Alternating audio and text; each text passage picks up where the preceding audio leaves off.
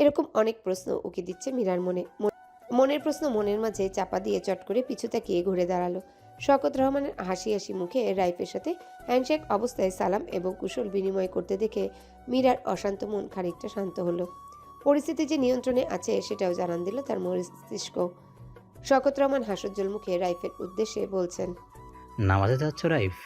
রাইফের বেশভূষা দেখে বোঝা যায় নামাজের পূর্ব প্রস্তুতি তার মাঝে। তাই প্রশ্ন করে আর উত্তরের জন্য অপেক্ষা করলেন না, পর মুহূর্তেই বললেন। আচ্ছা চলো একসাথেই যাই। রাইফ গাল ভর্তি হাসি দিল, শ্রদ্ধার সহিত বলল। হ্যাঁ হ্যাঁ চাচা, চলেন। নিচে নামার উদ্দেশ্যে পা বাড়াতে বাড়াতে শওকত রহমান মীরাকে বললেন। আম্মাজান, এখন এগুলো রাখেন, গোসল করে সালাত আদায় করেন, যান ভেতরে যান। মীরা এক পলক শওকত রহমানের দিকে তাকিয়ে নিচু আওয়াজে বলল। জি আব্বাজান, সাবধানে যাবেন। শওকত রহমান এবং রাইফ নিচে নেমে গেলেন খোশ মেজাজের গল্প করতে করতে। মীরারও এত কিছুর পর এখন আর ইচ্ছে করছে না এখানে দাঁড়িয়ে থাকতে। এমনিতেই আজ তীব্র গরম, তার উপর রাইফের আজগুবি কথাবার্তা শুনে মাথা এবং কান থেকে ধোঁয়া বের হবে বলে মনে হচ্ছে। শরীর ঘেমে একাকার, ফিনফিনে শরীরটার সাথে লেপ্টে আছে পিতরঙের উপর হালকা প্রিন্টের জামাটা।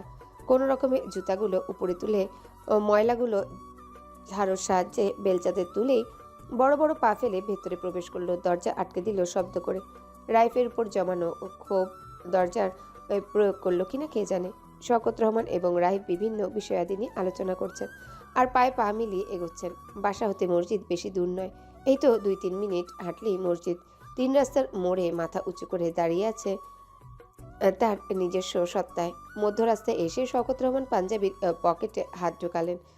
শূন্য পকেট, সাথে সাথে অন্যটাতে হাত দিলেন। পকেট হাতড়ে মুঠোফোন, তসবি সহ কিছু টাকা ব্যতীত অন্য কিছু পেলেন না। না, টুপিটা এটাতেও নেই। খাদিজা বিছানার উপরেই তো রেখেছিল পাঞ্জাবি পাজামার সাথে, সঙ্গে নিতে একেবারেই ভুলে গেছেন। ভুলটা বয়স বাড়ার সাথে সাথে স্মৃতিশক্তি লোপ পাচ্ছে ভেবেই রাইফের দিকে তাকিয়ে বললেন। দেখেছো অবস্থা, টুপিটা রেখে আসছি, বয়স হচ্ছে তো, তুমি যাও আমি গিয়ে আনছি। কথাটা বলে মুঠোফোনটা বৃদ্ধাঙ্গুলির মাধ্যমে অন করলেন। কয়েক সেকেন্ডের ব্যবধানে কল করলেন কারো নাম্বারে। কানে ফোন রেখে অপেক্ষা করতে করতে রিসিভার সাথে সাথেই বলে উঠলেন। টুপিটা নিয়ে নিচে আসেন তো আম্মা, আপনার ছেলে বুড়ো হয়েছে, সব কিছু ভুলে যায়। অপর পাশে কি কথা বলল তা মৃদু আওয়াজেও শুনতে পারল না রাইফ।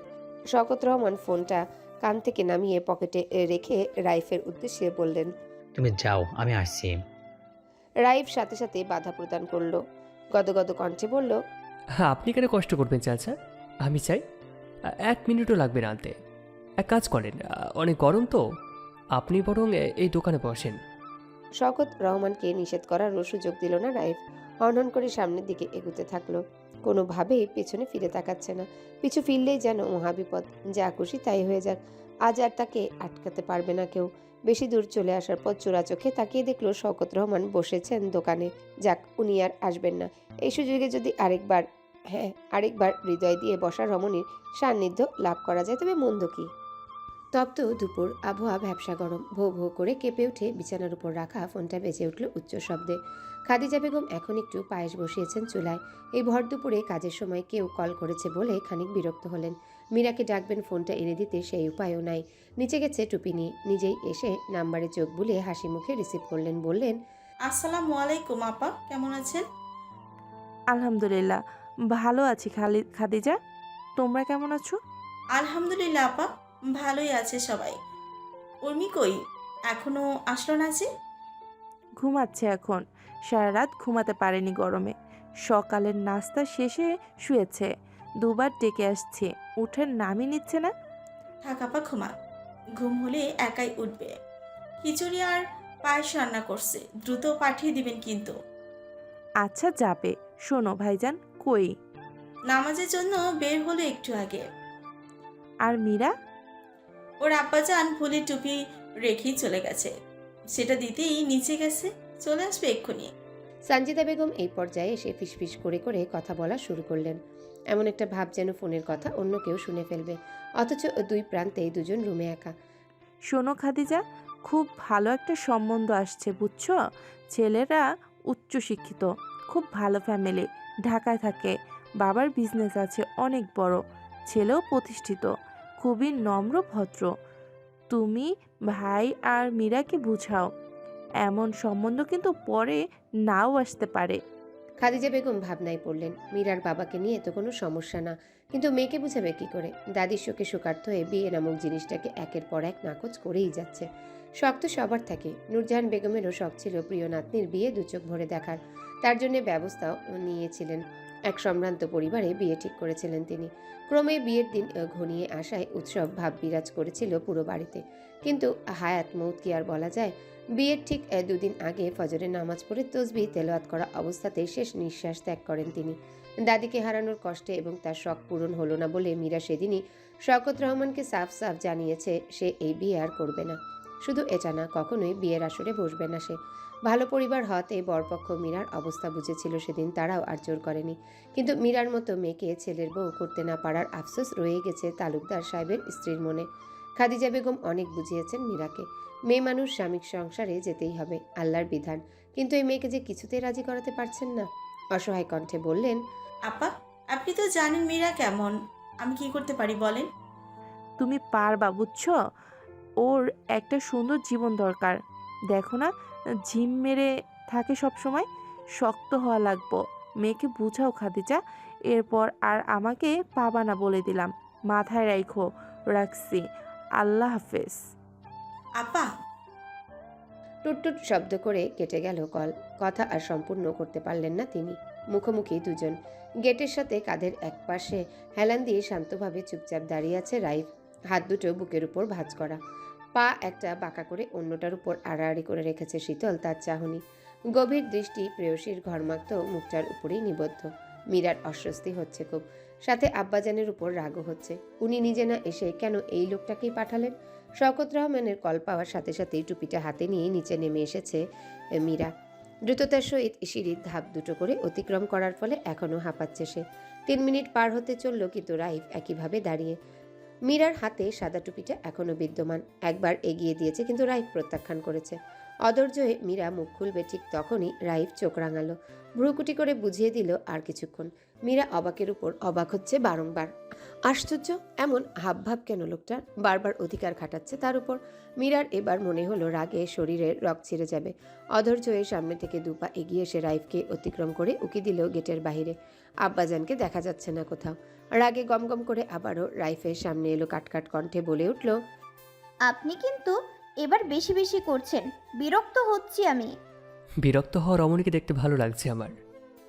বিরক্ত করা পুরুষটাকে ভালো লাগছে না আমার। মীরার সোজাসাপটা জবাব শুনে রাইফ ধীরে ধীরে মুচকি হাসল।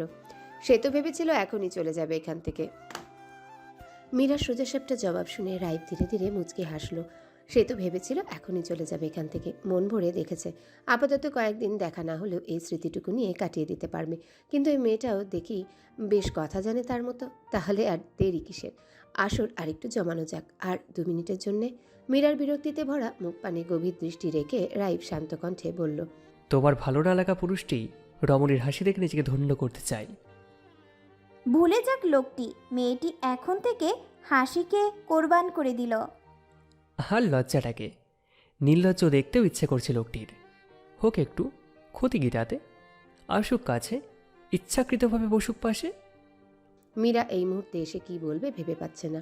লজ্জাহীন কিংবা নির্লজ্জ তো সে হতে পারবে না কশ্চিনকালেও। এই যে লোকটির বেফাস কথাতেও এখন লজ্জায় লাল হলো, মাথা ঝুঁকিয়ে ফেললো সাথে সাথে। কি জবাব দিবে এই কথার প্রেক্ষিতে? কি বলে লোকটা থেকে রেহাই পাওয়া যায়?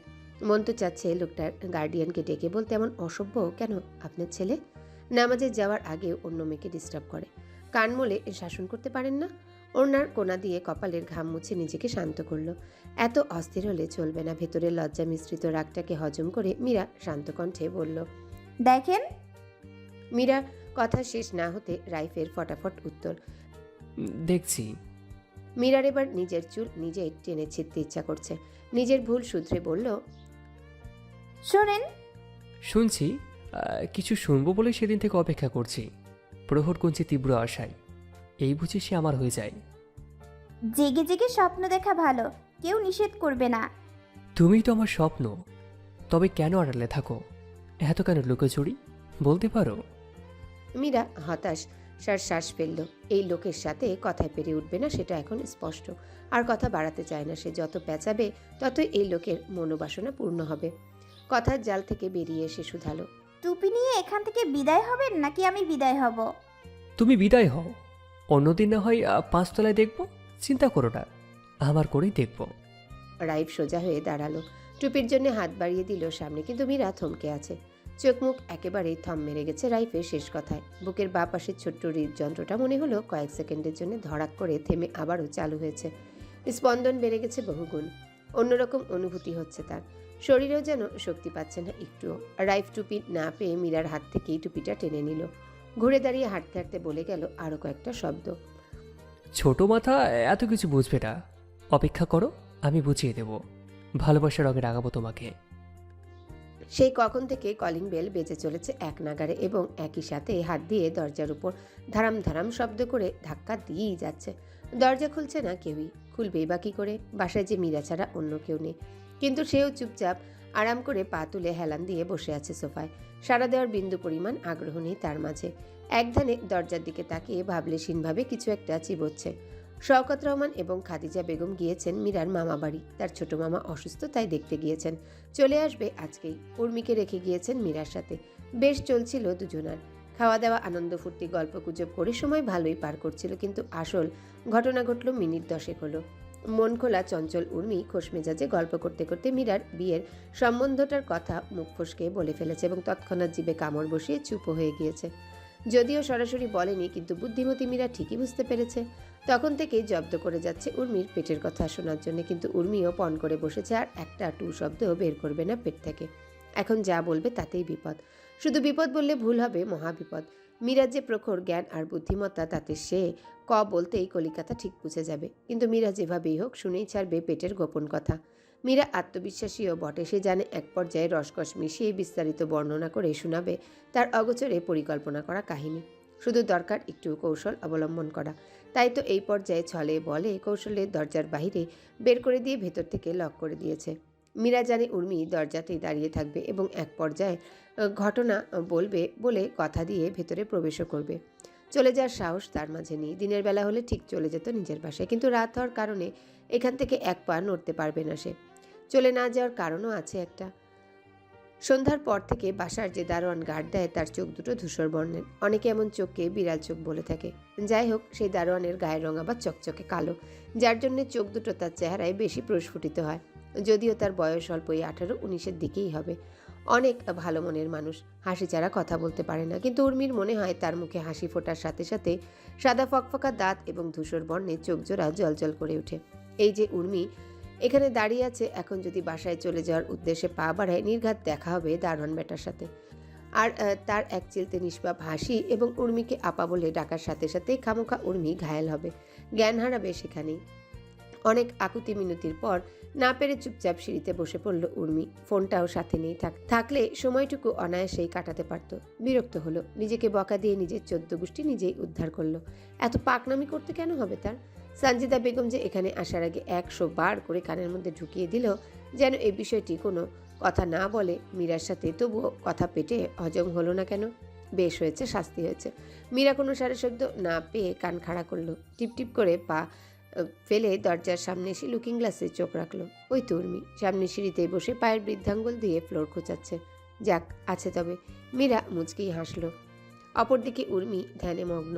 বলবে নাকি বলবে না, বললে আর কি হবে? আগে পিছে তো জানতেই পারবে। উর্মি না হয় মামুজানের কাজ আগিয়ে রাখলো। ভাবনার মাঝে দারোয়ানের কণ্ঠস্বর শুনতে পেয়ে ধরফর করে উঠে দাঁড়ালো। নিচ থেকে উপরে উঠছে তা পায়ের শব্দে বোঝা যাচ্ছে। উর্মি তড়িঘড়ি করে দরজায় ধাক্কা দিতে দিতে মীরাকে ডেকে উঠে বলল, মিরু রে, দরজা খোল তাড়াতাড়ি, দারোয়ান আসছে। দরজা খুললে আমার কি লাভ? লাভ ক্ষতি দিয়ে কি করবি? আমার কথা একবারও চিন্তা করবি না? আমার কথাও তো তোর ভাবা উচিত, তাই না? মীরার কথা শুনে উর্মি হতাশ হলো, বলল, তুই অনেক পাজি হয়ে গেছিস মীরা। বিজনেসম্যানদের মতো কেমন ডিল করছিস আমার সাথে। যা খুশি তাই ভাবতে পারিস। দারোয়ান বেটা এলো বলে দাঁড়িয়েই থাক। উর্মি নিচে উকি দিল। ওই তো দেখা যাচ্ছে একটু একটু, সাথে আরও কেউ আছে বলে মনে হচ্ছে। শেষ রক্ষা বুঝি আর হলো না, উর্মি চেঁচিয়ে ডেকে উঠল, মীরা, আপু বলছি, বড় আপু, প্লিজ দরজা খোল। তার পরের লাইন বল, যেটা আমি শুনতে চাচ্ছি। আচ্ছা বলবো, খোল দ্রুত। কি বলবি? উর্মির এবার রাগে আর দুঃখে মাথা কাজ করছে না। যখন বলেছে বলবে তো বলবেই, এখানে দাঁড় করিয়ে রেখে এত বিস্তারিত শোনার কি আছে? মামু আসলে ঠিক একটা বিচার বসাবে সে। বিরক্তিকর স্বরে বলল, এত কাহিনী করছিস কেন? বললাম তো বলবো, যা শুনতে চাচ্ছিস তাই বলবো। পাক্কা?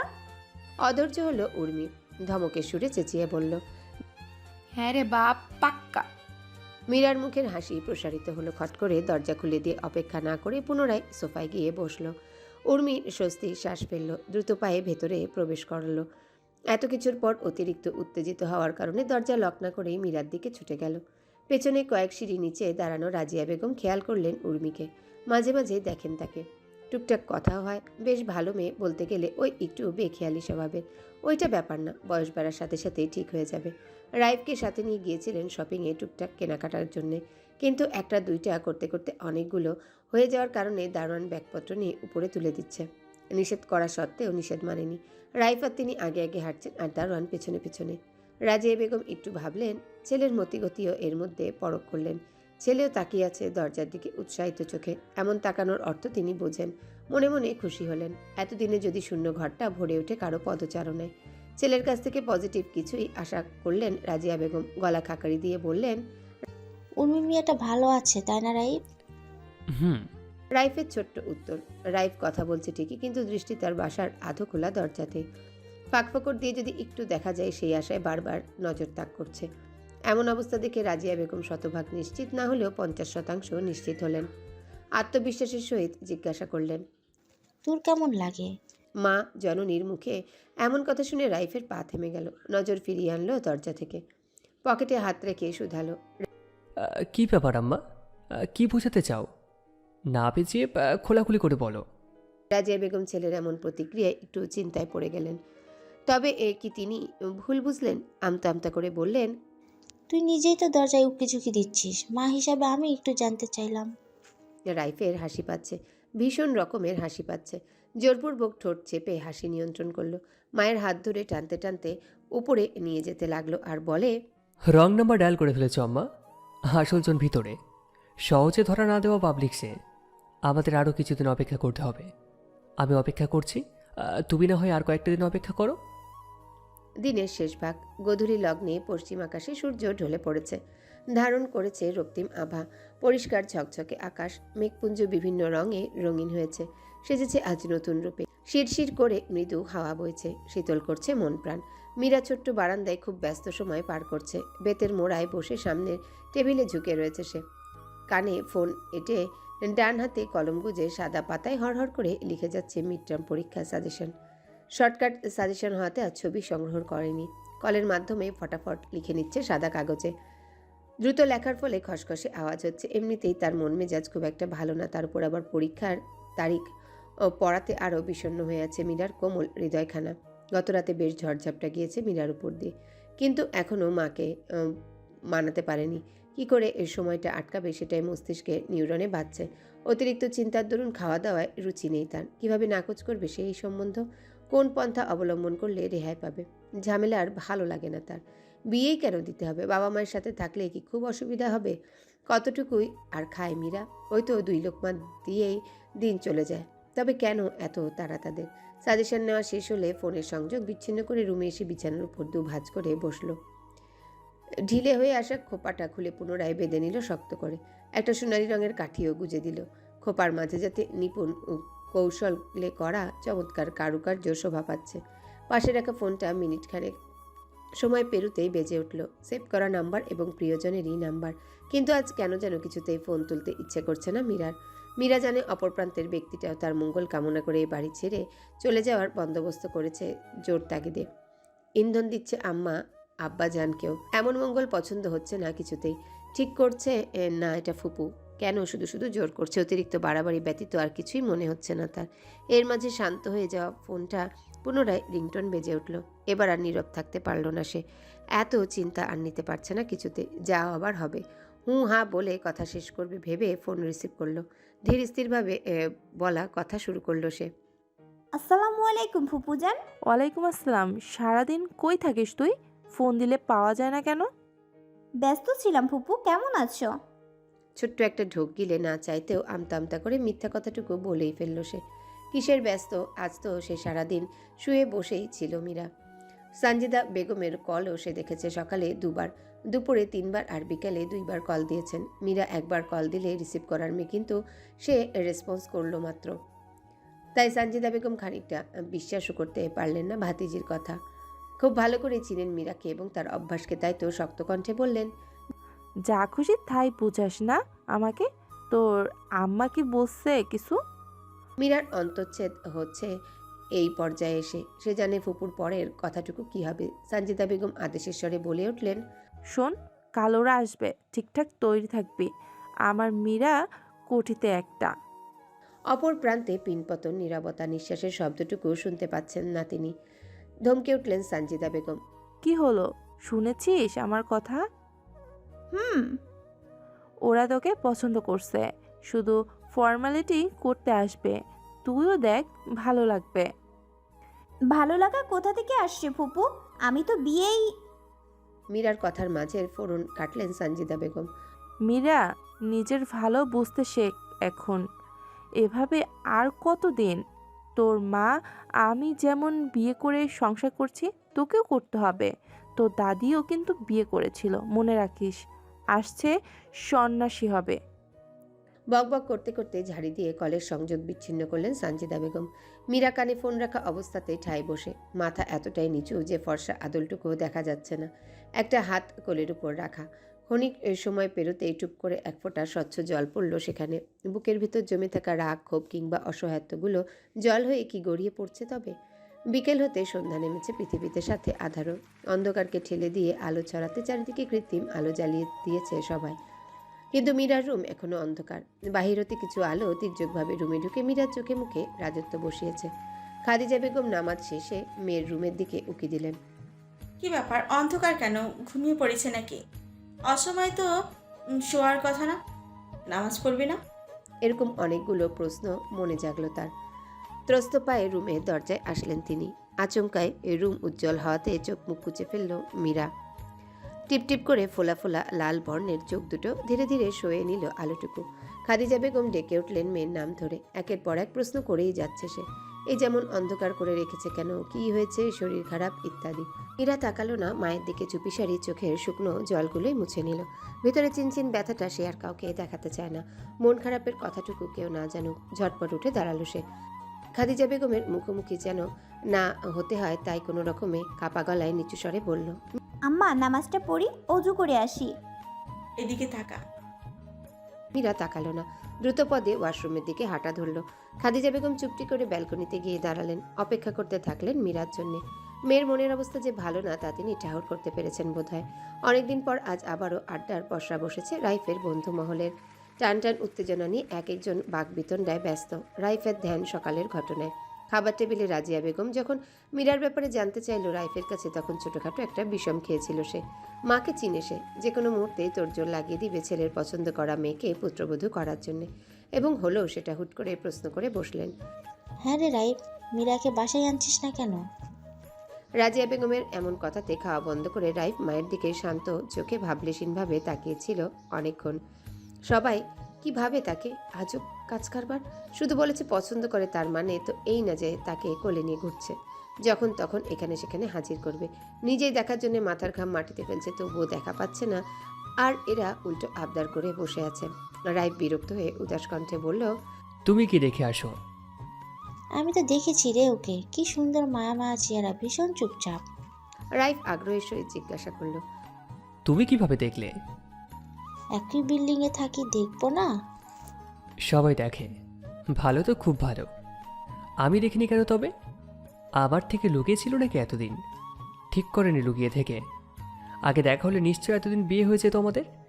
জীবনের কতগুলো দিন পিছিয়ে গেলাম। ধ্যাত। মাথা নেড়ে আফসোস করতে করতে রাইফ নীরবে আওড়ালো কথাগুলো। কিছুক্ষণ পরে হঠাৎ মনে পড়ল একটু আগের কথা।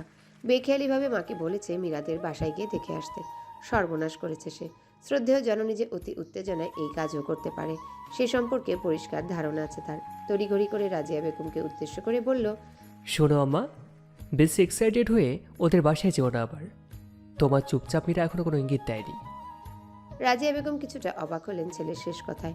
হাতে তোলা খাবারে লোকমাটা আর মুখে পড়লেন না, ভ্রুকুটি করে বললেন, এখনো পাসনি? তুই কি রে রাইফ, তোর বাবা আমাকে দেখার 1 সপ্তাহের মধ্যে বিয়ে করেছিল, আর তুই কি না?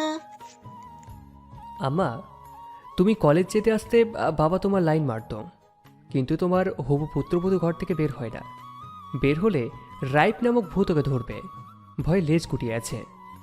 রাইফের কথা শুনে রাজিয়া বেগম ছেলের অবস্থা বুঝতে পারলেন। ছেলে যে মীরার উপর চরমভাবে ফেসে গেছে এটা ভেবেও মুচকি হাসলেন। রাইফ তাকিয়ে দেখে উনি হাসছেন, কপট রাগ দেখিয়ে বলল। আম্মা, রাইফের অসহায় মুখটা দেখে এবার আর হাসি আটকাতে পারলেন না, উচ্চস্বরে হেসে উঠলেন মা। খানিকক্ষণ পর তার সাথে যোগ দিল ছেলেও। বাসা ভর্তি সুস্বাদু খাবারের গন্ধ মোমো করছে। হরেক রকমের খাবারটি সাজানো ডাইনিংয়ে। এই আয়োজনের কোনো কমতি রাখছেন না বাড়ির গিন্নিরা। পুরো দমে তোড়জোড় করছেন শওকত রহমানও। কাল রাতে যখন মেয়েকে পাশে ডেকে জিজ্ঞাসা করেছিলেন তার সম্মতি আছে কিনা, তখন মীরা না করতে চেয়েও আব্বাজানের উৎসুক হাস্যোজ্জ্বল মুখের পানে চেয়ে আর কোনো শব্দ উচ্চারণ করতে পারেনি। হ্যাঁ কিংবা না কোনো নৈমিত্তিক উত্তরও প্রদান করেনি সে। ফ্যাকাশে চেহারা নিয়ে ঝুলুঝুলু চোখে তাকিয়েছিল শুধু। নীরবতার সম্মতির লক্ষণ মনে করে শওকত রহমান আজকের দিনের প্রস্তুতি নিয়েছেন। দুপুরের মধ্যেই চলে আসবে ছেলেপক্ষ। সবকিছু ঠিকঠাক থাকলে হয়তো আজকেই বিয়ের তারিখ ধার্য করা হবে। সবার মাঝে ব্যস্ততা থাকলেও উর্মি এবং মীরার মাঝে কোনো হেলদোল নেই। দুজনেই এই ঘাপটি মেরে বসে আছে নরম বিছানায়। মীরা নিশ্চুপ স্থির হলেও উর্মি বরাবরের ন্যায় উল্টো হাঁসফাঁস করছে কথা বলার জন্যে। অনেক কথা মাথার ভেতর কিলবিল করছে, কিন্তু মীরার নীরবতা দেখে কিছুতেই কথা এগোতে পারছে না। দুই একটা শব্দ উচ্চারণ করেছিল এর মাঝে, কিন্তু মীরা কথা বলার আগ্রহ প্রকাশ করেনি একটুও। একা একা তো আর বকবক করা যায় না, তাই চুপ হয়ে গেছে তখনই। উর্মিও চায় মীরা নতুন জীবনে পা রাখুক, পবিত্র বন্ধনে আবদ্ধ হোক, কিন্তু এত দ্রুততার সহিত মীরার মতামতকে গ্রাহ্য না করে হোক সেটাও চায় না। আর বড় যে বিষয় তার মাথায় ঘুরপাক খাচ্ছে তা হলো মীরাকে একা কেন বিয়ে দিবে? উর্মিও তো আছে। ও কি বানের জলে ভেসে আসছে নাকি কুড়িয়ে পেয়েছে? কয়েক মাসের ছোট বড়, অথচ উর্মির কথা কেউই ভাবছেই না। একসাথে বিয়ে দিলেই তো তাদের লাটা চুকে যায়। উর্মিও খুশি হয়। সানজিদা বেগম ডাইনিং থেকে চেঁচিয়ে ডাকছেন উর্মিকে। উর্মি শুনেও না শোনার ভান ধরে কপালে বিরক্তির সূক্ষ্ম ভাঁজ ফেলে ধরাম করে চিত হয়ে শুয়ে পড়ল বিছানায়। পাতলা ওড়নাটা দিয়ে মুখটাও ঢেকে ফেলল তাৎক্ষণিক। সে জানে মা কেন ডাকছে তাকে। সাড়া দেওয়ার সাথে সাথে বলবে, গোসল কর, দুজন রেডি হ দ্রুত, এটা কর সেটা কর। বইয়ে গেছে তার, খুবই বিরক্তকর। উর্মির তো মন চাচ্ছে মাইক লাগিয়ে বলতে, অত ঠেকা পড়ে নাই উর্মির অপর মানুষদের জন্য রেডি হওয়ার। আজ এভাবে শুয়ে শুয়ে মন খারাপ উদযাপন করবে বলে মনস্থির করলো। যদি তার ক্ষমতা থাকতো তাহলে এই বিয়ে সে কখনোই নাকচ করে দিত, সে হতে দিত না কোনোভাবেই। আগডুম বাগডুম চিন্তা করতে করতে হুট করে কিছু মনে পড়ল উর্মির। তড়িৎ গতিতে উঠে বসলো। কোলের উপরে থাকা ওড়নাটা কোনো রকমে মাথায় দিয়ে ছুটল শওকত রহমানের রুমের দিকে। আজ একটা বোঝাপড়া আছে তার মামুজানের সাথে, খুবই গুরুত্বপূর্ণ বোঝাপড়া। মীরার শেষ রক্ষাটা যদি হয় এবার। রাইফ অফিসে ভীষণ ব্যস্ত সময় পার করছে গত কয়েকদিন হলো। কাজের চাপ প্রচুর। একগাদা ফাইলের স্তূপ পড়ে আছে তার সামনে। সাদা শার্টের স্লিভ কনুই পর্যন্ত গুটিয়ে রেখে হরদম একের পর এক ফাইল চেক করে যাচ্ছে। কখনো চোখ ফাইলে তো কখনো কম্পিউটারের স্ক্রিনে। যদিও শারীরিক কোনো কাজ করতে হয় না তার, তবুও ব্রেনে অতিরিক্ত প্রেশারের ফলে শরীরটাও ভালো লাগছে না। আর মন, সে তো অনেক আগে থেকেই খারাপ। মীরার দেখা পায় না কয়েকদিন হলো। 2-3 দিনকেই মাসের সমান মনে হচ্ছে যেন। অন্যদিকে মা অসুস্থ, সব মিলিয়ে হজবরল অবস্থা তার। কালো রঙের হাত ঘড়িতে চোখ বুলালো একবার। 1:29। আর 1 মিনিট পর লাঞ্চ ব্রেক। আজ এখনই চলে যাবে সে। রাজিয়া বেগমের শরীরটা ভালো না। কাল রাতেও জাহাঙ্গীর আলমকে স্মরণ করে কান্নাকাটি করেছেন। বিপি হাই, ঘাড়ের খিঁচুনির সাথে ডায়াবেটিসও হাই হয়েছে। অবস্থা খারাপের দিকে, ডাক্তার দেখানো জরুরি। এমন পরিস্থিতিতে অফিসে আসবে না বলে সকালেই বসকে কল দিয়েছিল ছুটির জন্য, কিন্তু খুবই গুরুত্বপূর্ণ কাজ হওয়াতে রাইফকে অনুরোধ করেছে যেন একটু এসে কমপ্লিট করে দিয়ে যায়। শেষ করতে করতে দুপুর হয়েই গেল। মোটামুটি ইম্পর্টেন্ট কাজগুলো শেষ রাইফের, বাকিগুলো অন্যরাও করতে পারবে। অফিস সহকারীকে ডেকে এসে ফাইল ধরিয়ে দিল বসের কাছে পৌঁছানোর জন্যে। নিজের জিনিসপত্র গুছিয়ে বেরিয়ে পড়ল বাসার উদ্দেশ্যে। এর ফাঁকে কল করে মায়ের খোঁজ খবর নিতে ভুলল না। হালকা বেগুনি রঙের সালোয়ার কামিজ পরেছে মীরা। কোমর সমান দীর্ঘল কালো ভেজা চুলের আগা হতে টুপটুপ করে পানি গড়িয়ে পড়ছে। ভিজিয়ে দিচ্ছে বিছানা। উর্মি ধরাম ধরাম শব্দ করে মীরার কাছে এসে বসলো। সেই যে গিয়েছিল শওকত রহমানের রুমে মাত্র ফিরল। মীরা উর্মির দিকে এক পলক তাকিয়ে আবারও মুখ ঘুরিয়ে আকাশপানে দৃষ্টি রাখল।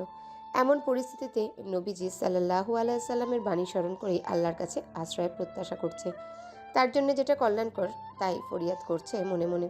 উর্মি হতাশার শ্বাস ফেলল। মীরার কোলে মাথা রেখে বলল, তোর কি খুব কষ্ট হচ্ছে মীরা? মীরা নিচের দিকে মুখ নামালো। উর্মির মাথায় হাত বুলিয়ে ছোট্ট করে জবাব দিল। না। সত্যি?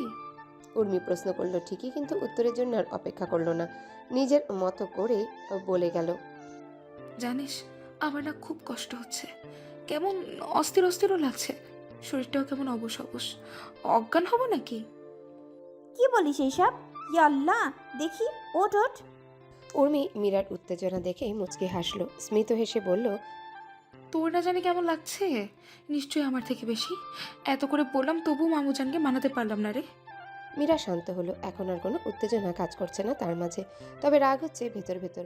মাতব্বরি করে ওকে কেন যেতে হবে আব্বাজানের কাছে। উর্মি এবার উঠে বসলো, মীরার হাত ধরে বলল। সবাই এত স্বার্থপর কেন বলতে পারিস? শুধু নিজের ভালো বোঝে, তোর ভালোটা কেউ বুঝলো না। তুই তো বুঝলি। আমি বুঝলে তুই কেন তাহলে বুঝিস না তোর ভালো? হ্যাঁ, এখনো সময় আছে, না করে দে। তুই না করলে মামুজান ঠিক মানবে, বিশ্বাস কর। বিয়ে তো একদিন করতেই হবে উর্মি, আজ হোক কিংবা কাল। এভাবে তো আর জীবন চলে না, তাই না? আব্বাজান কত খুশি দেখছিস। আমি না করলে অসন্তুষ্ট হবেন তিনি, তাদের অখুশি আমি দেখতে পারবো না। তুই তুই না কর প্লিজ, অত দূরে যেতে হবে না। বিয়ে যদি করতেই হয় কাছেই বিয়ে দেখ, তোকে চোখের সামনে থাকবি তুই। মীরা চোখ ছোট ছোট করে তাকালো উর্মির দিকে, কেমন যেন আভাস পাচ্ছে উর্মির কথায়। সে তো কাউকে বলেনি কিছু, তবে রাইফের কথাও মনে হলো। ভালো না বাসলেও এই কয়েকদিনে কেমন মায়া কাজ করে তার। রাইফের চোখে তাকে পাওয়ার ব্যাকুলতা দেখেছে সে। কাজকর্মে দুষ্টুমি খেলা করলেও ওর গভীর দৃষ্টি যে তাকে নিজের করে নিতে চায়, আগলে রাখতে চায়, তা মীরা অনুভব করেছে। মীরা শুধু শুধু চিন্তা করছে ভেবে বলল। যা হবার হবে উর্মি, পরে দেখা যাবে। যা গোসল কর যা। উর্মি কপট রাগ দেখালো, ঝাটকা দিয়ে উঠে দাঁড়ালো বিছানা হতে। ওয়ার্ড্রপ হতে কাপড় নিয়ে ওয়াশরুমে যাবে, সেই মুহূর্তে মীরাকে এক নজর তাকিয়ে ডেকে উঠল। মিরু, বল। সরাসরি মীরার চোখের দিকে তাকে স্মিত কণ্ঠে বলল। বিয়েটা যদি করতে হয় তাহলে রাইফ ভাইয়া কি কর প্লিজ। মীরার আত্মা আছাদ করে উঠল, সহসাই চমকে উঠল, তাৎক্ষণিক শরীরে শিহরণ বয়ে গেল, হৃদয়ে ব্যাকুলতা সৃষ্টি হলো। উত্তাল ঢেউয়ের মতো বক্ষস্থলে উথাল পাতাল অবস্থা। রাত থেকে তো মীরার মন অস্থির হয়ে আছে। এই অস্থির অবস্থায় উর্মির কি খুব প্রয়োজন ছিল অশান্ত করার? স্নিগ্ধ বিকেল, তাপমাত্রা সহনীয়, খুব একটা গরম নেই আজ। ছেলেপক্ষের মানুষজন এসেছে অনেকক্ষণ হলো, দেখাদেখি এবং খাওয়া দাওয়ার পর্ব শেষ। বিদায়ের মুহূর্ত চলে যাবে তারা। খোলামেলা আলোচনায় শওকত রহমানকে ছেলের বাবা সরাসরি জানিয়েছেন মীরাকে তাদের পছন্দ হয়েছে। তারা তার এবং মীরার জবাব শুনতে উন্মুখ হয়ে আছেন। শওকত রহমান জ্ঞানী গুণী বিচক্ষণ মানুষ, যে কোনো কাজে পরিবারকে প্রাধান্য দেন একটু বেশি। আজকেও তার ব্যতিক্রম নয়। স্ত্রী এবং বোনের মুখে হাসি ফুটলেও মেয়ের শুকনো ফ্যাকাশে মুখটা দৃষ্টিগোচর হয়েছে ঠিকই। তার মন বলছে এত দ্রুত সিদ্ধান্ত নেওয়া ঠিক হবে না, আরেকবার কথা বলা উচিত মেয়ের সাথে। দুপুরের কথাটাও ভাবাচ্ছে তাকে। উর্মি যখন ধুমধাম করে রুমে এসেই বলে বসলো। মামু, এই সম্বন্ধ আমার পছন্দ হয়নি, আপনি ক্যান্সেল করে দেন। মীরাকে যদি বিয়ে দিতেই হয় অত দূরে কেন দেবেন, কাছে কুলে দেন না। একটা মেয়ে আপনার চোখের সামনে রাখেন মামুজান। তখন নেহাত উর্মিকে ধমক দিয়ে বিদায় করে দিলেও পর মুহূর্তে ঠিকই তাকে একটু ভাবনাতেই ফেলেছে। একদিকে আদরের কন্যাকে অন্য কোথাও পাঠিয়ে দিতে হবে ভেবেই তার মনটা দুমড়ে মুচড়ে শেষ হয়ে যাচ্ছে। অন্যদিকে উর্মির গড়গড় করে বলা কথাটা। আরেকবার মীরার দিকে তাকিয়ে গলা খাকারি দিয়ে উঠলেন শওকত রহমান। নীরবতায় ছুঁয়ে গেল পুরো রুম। উৎসুক চোখে তাকিয়ে আছে সবাই তার সিদ্ধান্ত শোনার জন্যে। শওকত রহমান সময় নিয়ে রাশভারী কণ্ঠে জবাব দিলেন ছেলের বাবাকে। মীরার নিচু করে রাখা বিষণ্ণ মুখটা শওকত রহমানের একটা বাক্যে থমকে গেল। জলজল করে বড় হয়ে গেল চোখজোড়া। বিস্ময় তার চোখে মুখে ঠিকরে পড়ছে। টিপটিপ করে তাকালো আব্বাজানের দিকে, চোখে চোখ পড়তেই মুচকি হাসলেন তিনি। মীরা স্পষ্ট শুনতে পেয়েছেন ওনার কথা। হ্যাঁ, তাই তো বলল কিছুক্ষণ আগে। শওকত রহমান মেয়ের সাথে আরেকবার কথা বলতে চেয়েছেন, সময় চেয়েছেন তাদের থেকে। মীরা আল্লাহর দরবারে শুকরিয়া আদায় করতে ভুলল না। অপরদিকে মামুজানের কথাতে মুখ হা হয়ে গেছে উর্মিরও। মিনিট 10 হলো সঞ্জিদা বেগম জোর করে টেনে এনে বসিয়েছেন এখানে। তখন থেকে ওর গা জ্বলে যাচ্ছে, না পারছে বলতে, না পারছে সহ্য করতে, শক্ত হয়ে বসে আছে। হাসির কথাতেও হাসছে না, কষ্টের কথাতেও আফসোস করছে না। লাগছে তো তার বিরক্ত, সেটাও প্রকাশ করতে পারছে না পারিপার্শ্বিক পরিস্থিতির কারণে। এই মুহূর্তে উর্মিকে রোবটের সহিত তুলনা করলেও বোধহয় ভুল হবে না। বিরক্তি আর রাগে অনুভূতি প্রকাশ করতেও যেন ভুলে গেছে সে ঠিক শুনছে কিনা তা বুঝতে মীরার দিকে তাকালো। মীরার মুখটাও কেমন হতভম্ব অবস্থা। ওমা, এ কি করছে মীরা? নিজের হাতে নিজেই চিমটি কাটছে। উর্মিরও মনে হলো স্বপ্ন না তো, যা বাবা তাই কাজ, পরখ করে দেখা যাক। মীরার দেখা দেখি উর্মিও চিমটি কাটলো নিজের হাতে। ইয়া আল্লাহ, একটুও ব্যথা পাচ্ছে না। তার মানে কি এটা স্বপ্ন? না না, এটা যেন স্বপ্ন না হয়। এবার একটু জোরে চিমটি দিল, বেশ শক্তি দিয়ে। সানজিদা বেগম সাথে সাথে সবার অগোচরে চর বসালেন উর্মির পিঠে।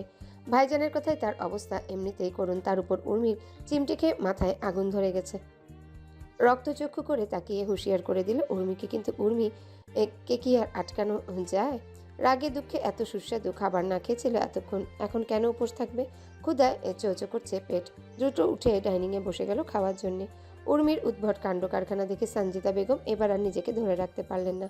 মেয়ের পিছু পিছু গিয়ে কটমট দৃষ্টিতে বুঝিয়ে দিলেন চুপ করে সোফায় গিয়ে বসে থাকতে। কিন্তু উর্মির তো এখন আনন্দের সীমা নেই। গায়ে লাগছে না মায়ের বকুনি, কিন্তু মানুষজন আছে বলে নিজের ক্ষুধাকে পেটের মাঝে চাপা দিয়ে বসলো মীরার পাশে। গ্যারেজ থেকে বাইক নিয়ে গেট দিয়ে বের করলো রাইফ। ডাক্তারের কাছে যাবে মাকে নিয়ে। রাজিয়া বেগম এগিয়ে আসলেন, ব্যাগ হাতড়াচ্ছেন তিনি। কিছু খুঁজছেন বলেই মনে হচ্ছে। রাইফের দিকে তাকিয়ে বললেন, রাইফ, তাড়াহুড়ায় আগের প্রেসক্রিপশনটা আনতে ভুলে গেছি। কোথায় যাচ্ছ আম্মা? টেবিলের উপরেই আছে, যা তো আব্বা। ঠিক আছে, তুমি ভিতরে এসে দাঁড়াও। রাইফ গাড়ি স্ট্যান্ড করে ছুটল প্রেসক্রিপশনের উদ্দেশ্যে। তিনতলায় গিয়ে বুঝলো মীরাদের বাসায় কেউ এসেছে। অনেকজনের কথার মৃদু আওয়াজ আসছে ভেতর থেকে। আমলে নিল না সে, দৌড়ের উপরে আছে। দ্রুত পৌঁছাতে হবে ডাক্তারের চেম্বারে। সদর দরজা খোলা, সেখানে দাঁড়িয়ে আছে মীরার পরিবার। ছেলেপক্ষকে বিদায় জানাচ্ছেন সকলে। শেষ সময়ের কথাবার্তাটুকু সেরে নিচ্ছেন সবাই। রাইফ তড়িঘড়ি করে নেমে আসছে নিচে। প্রেসক্রিপশনটা খুঁজতে দেরি হয়ে গেছে তার। রাজিয়া বেগম টেবিলের উপর বললেও সেটা ছিল আলমারির ভিতর। দ্রুতপদে আসলেও তিনতলার কাছাকাছি আসতে ধীর হলো তার পায়ের গতি। দৃষ্টি সামনে রেখে এক পলকে সবাইকে দেখে নিল। মীরার পরিবারের সবাই আছে হাস্যোজ্জ্বল মুখ তাদের। বাঁকা দৃষ্টিতে শওকত রহমানকে ভেদ করে পেছনে দাঁড়ানো বেগুনি রঙের ঢিলাঢালা সালোয়ার কামিজ পরা রমণীকেও দেখে নিল। সেকেন্ডের ব্যবধানে সূক্ষ্ম সূক্ষ্ম বিষয়গুলো নজরে এড়ালো না তার। মেয়েটার মুখটা শুকিয়ে গেছে এই 2 দিনে। দু একটা ব্রণ উঠেছে ভ্রুর এক সাইডে। দাগবিহীন মুখটাতে লাল রঙের ব্রণ দুটো মীরার সৌন্দর্যকে আরও বাড়িয়ে তুলেছে। এই যে হাসছে মেয়েটি, মুচকি হাসি, এই মোহনীয় হাসিতে যে রাইফ এক জীবন দেখতে দেখতে পার করতে পারবে তা কি জানে এই নারী? চলে গেছেন অতিথিরা, এখানে দাঁড়িয়ে থেকে আর কি হবে? মীরা রুমে যাওয়ার জন্য পা বাড়াতে বেখেয়ালিতে রাইফের দিকে নজর গেল। চোখাচোখি হলো দুজনার। রাইফের রাত জাগা রক্তিম চোখের দিকে আজ মীরা কিছুতে নজর মেলাতে পারছে না। অপরাধবোধ নাকি সংকোচে জানে না সে। কেন অপরাধবোধ কাজ করছে সেটাও বোধগম্য না মীরার। সে তো রাইফকে ভালোবাসে না, কিংবা কথাও দেয়নি। তবে দ্রুত পদে খাদিজা বেগমের পিছু পিছু চলে গেল ভেতরে। শওকত রহমানের চোখে চোখ পড়লে রাইফ মুচকি হাসল, সম্মানের সহিত বলল, আসসালামু আলাইকুম চাচা, ভালো আছেন? আলহামদুলিল্লাহ ভালো। তুমি কেমন আছো? এই সময় কোথায় যাচ্ছ? আলহামদুলিল্লাহ, আমার শরীরটা একটু খারাপ, ডক্টরের পরামর্শ নিতে যাচ্ছি। প্রেসক্রিপশন রেখে গেছিল, নিতে আসছিলাম। আল্লাহ সুস্থ করুক তোমার আম্মাকে। জি চাচা, দোয়া করবেন। তো কেউ আসছিল নাকি? হ্যাঁ, মীরাকে দেখতে আসছিল, চলে গেল, 1 মিনিটও হয়নি। মীরার কি হয়েছে? ভালোই তো দেখলাম, অসুস্থ নাকি? সারাদিনের ধকলে যার যার মতো রুমে চলে গেছে বিশ্রাম নিতে। রুমের ভেতর সোফায় একা বসে খাচ্ছিল উর্মি। রাইফের কথা কর্ণকুহরে পৌঁছাতেই খাবার মুখে রাখা অবস্থাতে ফট করে উর্মি চেঁচিয়ে বলে উঠল, শুধু অসুস্থ হলেই কি দেখতে আসে রাইফ ভাইয়া? মিরুকে পাত্রপক্ষ দেখতে আসছিল আজ। সামনের সপ্তাহে বিয়ে, দাওয়াত থাকলো আপনার। আন্টিকেও আনবেন। আপনাকেই প্রথম দাওয়াত দিলাম, বুঝেছেন? এজন্য সুন্দর একটা গিফট আনবেন। সাথে আমার জন্য একটা হলুদ শাড়ি আনিয়েন, আর মীরার জন্য লাল শাড়ি। ওর একটা লাল শাড়িও নাই। উর্মির ফটফট করে কথা বলাতে রাইফের বাহির দেখতে যতটাই শান্ত, ভেতরটা ঠিক ততটাই এলোমেলো হয়ে যায় মুহূর্তে। ঝড় উঠেছে, কালবৈশাখী ঝড়। ভেতরটা এফোর ওফোর করে দিচ্ছে, রক্তক্ষরণ হচ্ছে বক্ষে। বিধ্বস্ত অবস্থা। এই ঝড় কিভাবে থামবে জানা নেই তার। উর্মি রাইফের ভেতরটা বুঝতে পারল বোধহয়। খাবারের শেষে লোকমাটা মুখে দিয়েই বলল, রাইফ ভাই, আন্টিকে ডাক্তার দেখাতে গিয়ে আপনি একবার চেক আপ করবেন। মুখটা কেমন ফ্যাকাশে, শুনেছি হার্টের সমস্যা হলে এমন হয়। কোলাহলপূর্ণ ব্যস্ততম শহরে সবার এত ব্যস্ততার মাঝে বোধহয় ব্যস্ত নেই শুধু দুটি মানুষের।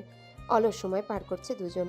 নিথর দেহ দুটি চিপকে আছে বিছানার সহিত। উর্মির দৃষ্টি উপরের দেওয়ালে, মীরার চোখ বন্ধ। দুজন কি ভাবছে বোঝা যাচ্ছে না। সময়ের পর সময় যাচ্ছে, কথা বলছে না কেউই। নীরবতা ছেদ করলো মীরায়। আঁখি পল্লব বন্ধ অবস্থাতেই মোলায়েম সুরে ডাকল, উর্মি। দেয়ালে দৃষ্টি রাখা অবস্থাতেই ছোট্ট করে জবাব দিল উর্মি। হুম। তুই ওনার ব্যাপারটা কিভাবে জানলি?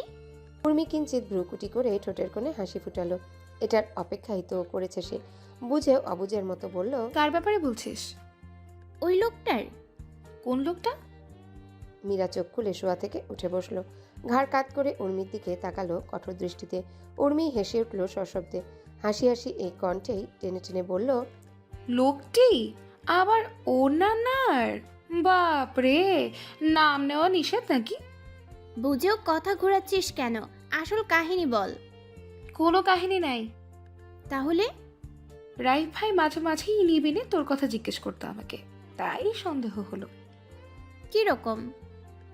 এখানে আসতে রাইফ ভাইকে একদিন তোর বারান্দায় তাকিয়ে থাকতে দেখে অনেকে ধমকে উঠেছিলাম। উনি তখন বলল, এই বারান্দায় নাকি একটা পরী আছে যে অলওয়েজ বাতাসের সাথে মিশে থাকে। জানিস, রাইফ ভাই নাকি হাওয়ায় মিশে থাকা পরীটাকে দেখতেও পায় মাঝে মাঝে। পরীটাকে অনেক দিন হলো দেখে না, তাই দেখার জন্য মন আকুপাকু করছিল তার। খুব আফসোস করছিল দেখা না হওয়ার জন্য। মীরা বিশ্বাস করলো কিনা তার মুখভঙ্গি দেখে বোঝা যাচ্ছে না।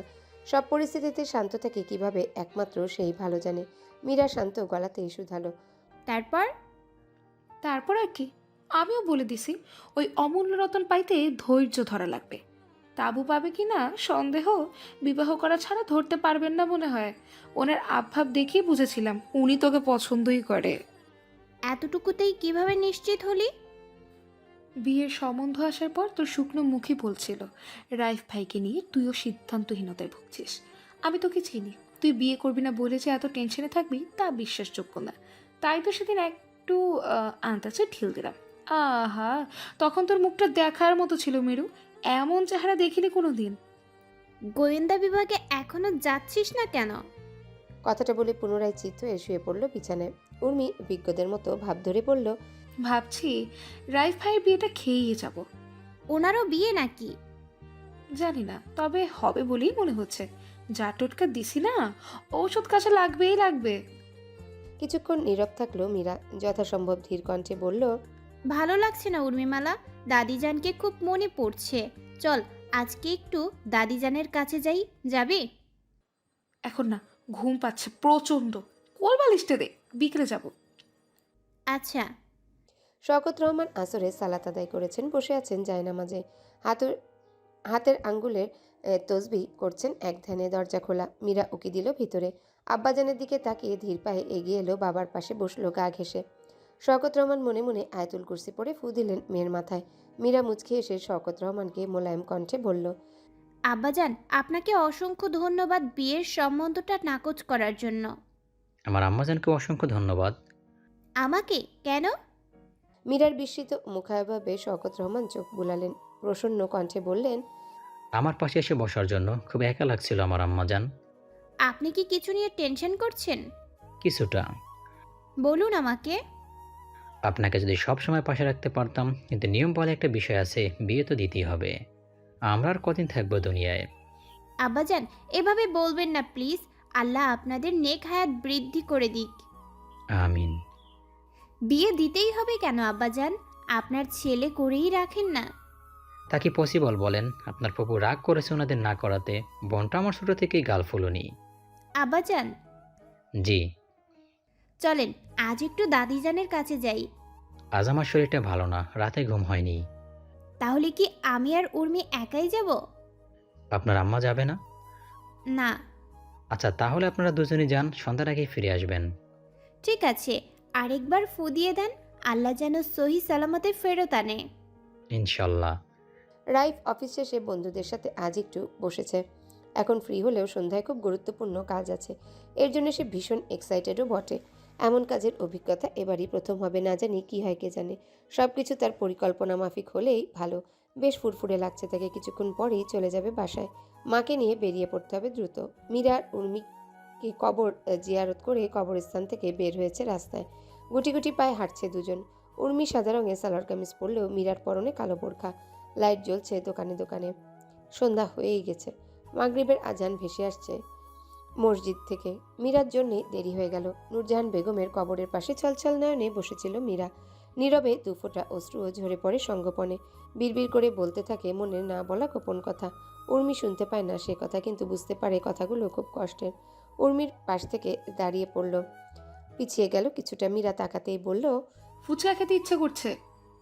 এখন না, সন্ধ্যা হয়ে গেছে, আজানও দিয়েছে, আব্বাজান রাগ করবে। আমার খুব খেতে ইচ্ছে করছে মীরা, পেট কেমন কুড়কুড় করছে দেখ, বাইরে থেকে পর্যন্ত শোনা যাচ্ছে। আব্বাজানকে বলে দিব পার্সেল নিয়ে যাবে। আয়, নামাজ কাজা হবে আমাদের দেরি করলে। নামাজ এমনিতেও কাজা হবে, দেখছিস কি জ্যাম, জীবনেও গিয়ে নামাজ পড়তে পারবি না। সব সময় বেশি বুঝিস কেন উর্মিমালা? আয়। মিরু, তুই না গেলে না যা, আমি একাই খাবো, তুই চলে যা।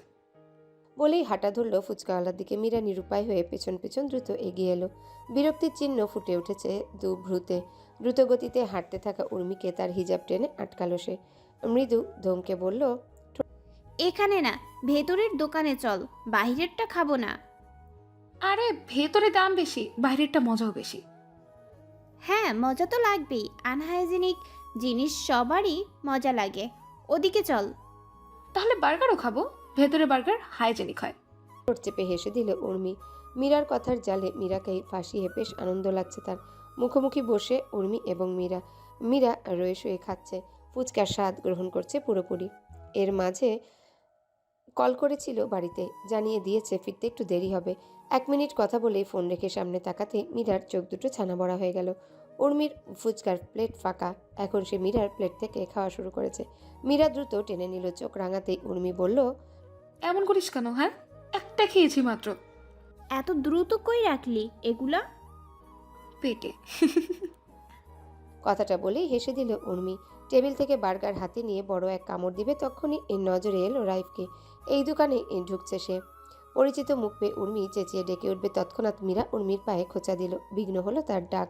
উর্মি তাকালো, মীরা ইশারায় নিষেধ করলো তাকে না ডাকতে।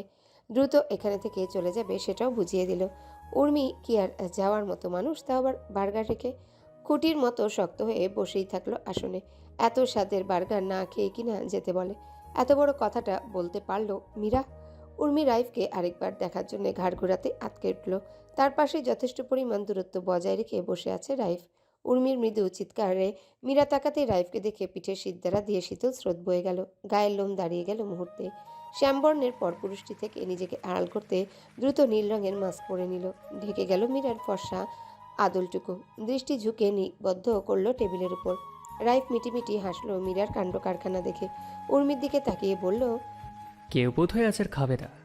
নাও শুরু করো, তুমি আর আমি খাই।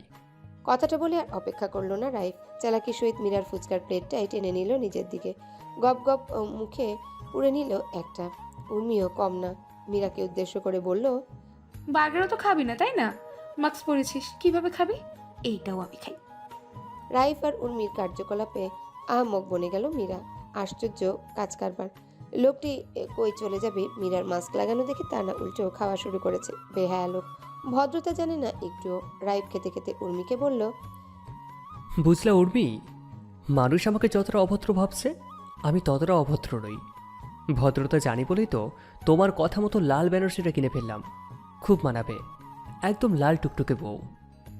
সানজিদা বেগম তাড়াহুড়ো করে রেডি হচ্ছেন, এদিক ওদিক ছুটে জিনিসপত্র গোছাচ্ছেন। গতকালকের বিষণ্ণ মনটা আজ একটা কলেই ফুরফুরে হয়ে গেছে তার। কিছুক্ষণ আগেও শুয়েছিলেন তিনি। মাগরিবের সালাত আদায় করে গায়ে এলিয়ে দিয়েছিলেন বিছানায়। মাত্র চোখ লেগেছিল নিদ্রায়, তখনই ফোনের ভাইব্রেশনে ধরফর করে উঠে বসেছিলেন। অপরিচিত নাম্বার থেকে কল এসেছে। আননোন নাম্বারে কল এলে অটোমেটিক্যালি ওনার দুশ্চিন্তা করার অভ্যাস রয়েছে। কিয়ৎক্ষণ আগেও তার ব্যতিক্রম হয়নি। দুরু দুরু বুকে রিসিভ করতেই পরিচিত মানুষের গলা শুনে মুখ ভর্তি হাসির ঝিলিক ফুটে উঠেছিল তার। কয়েক মিনিট কথা বলে রেখে দিয়েছিলেন। চোখে মুখের ভাবভঙ্গিতে ব্যস্ততা ছড়িয়ে পড়েছে তখনই। সানজিদা বেগম ওয়াশরুম থেকে ফ্রেশ হয়ে কল লাগালেন শওকত রহমানের কাছে। জানিয়ে দিলেন দ্রুত তার ওখানে চলে আসছে সে।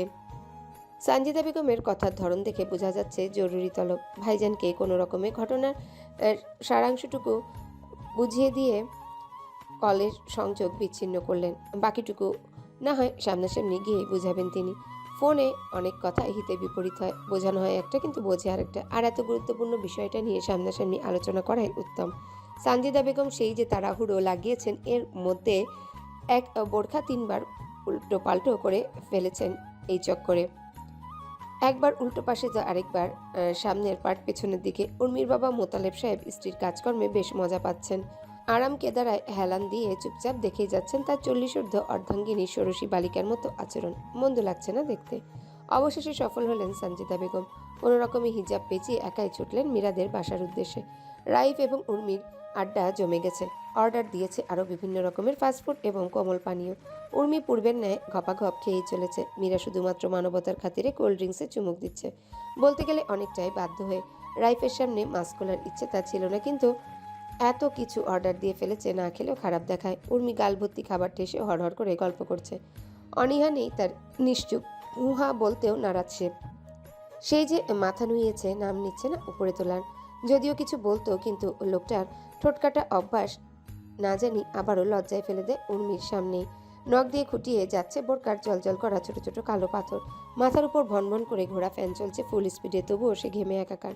রাইফ কথার ফাঁকে মীরাকে দেখছে। না, আর মেয়েটাকে এভাবে রাখা উচিত হবে না, কেমন গুটিয়ে গেছে। বসে আছে এক কোনায়। উর্মি আছে বলেই সহ্য করছে, তা না হলে নির্ঘাত টেবিলের উপর রাখা স্বচ্ছ গ্লাস এতক্ষণে রাইফের মাথার উপর ভাঙতো, তা সে ঢের জানে। আর বিরক্ত করল না। শেষবারের মতো এক পলক তাকালো মীরার দিকে। অস্বস্তি বোধ করছে মেয়েটা, তা ঠিক বুঝতে পারল। এতক্ষণ সময় একসাথে কাটানোর পরও মীরাকে দেখতে পায়নি মন ভরে। রাইফ কৌশলের সহিত গলা খাকারি দিল মীরার দৃষ্টি আকর্ষণ করার জন্যে। সফলও হলো সে। মীরা তাকিয়েছে ডাগর ডাগর চাহনিতে। দৃষ্টি এক হাতে নজর ঘুরিয়েও নিয়েছে চরম সংকোচে। এই যে কয়েক সেকেন্ডের চোখাচোখি, তাতেই মীরার হৃদয়ের ছন্দপতন হয়েছে বোধ করি। এমন কেন হয় সে জানে না। এমন অনুভূতি তার জন্যে নতুন।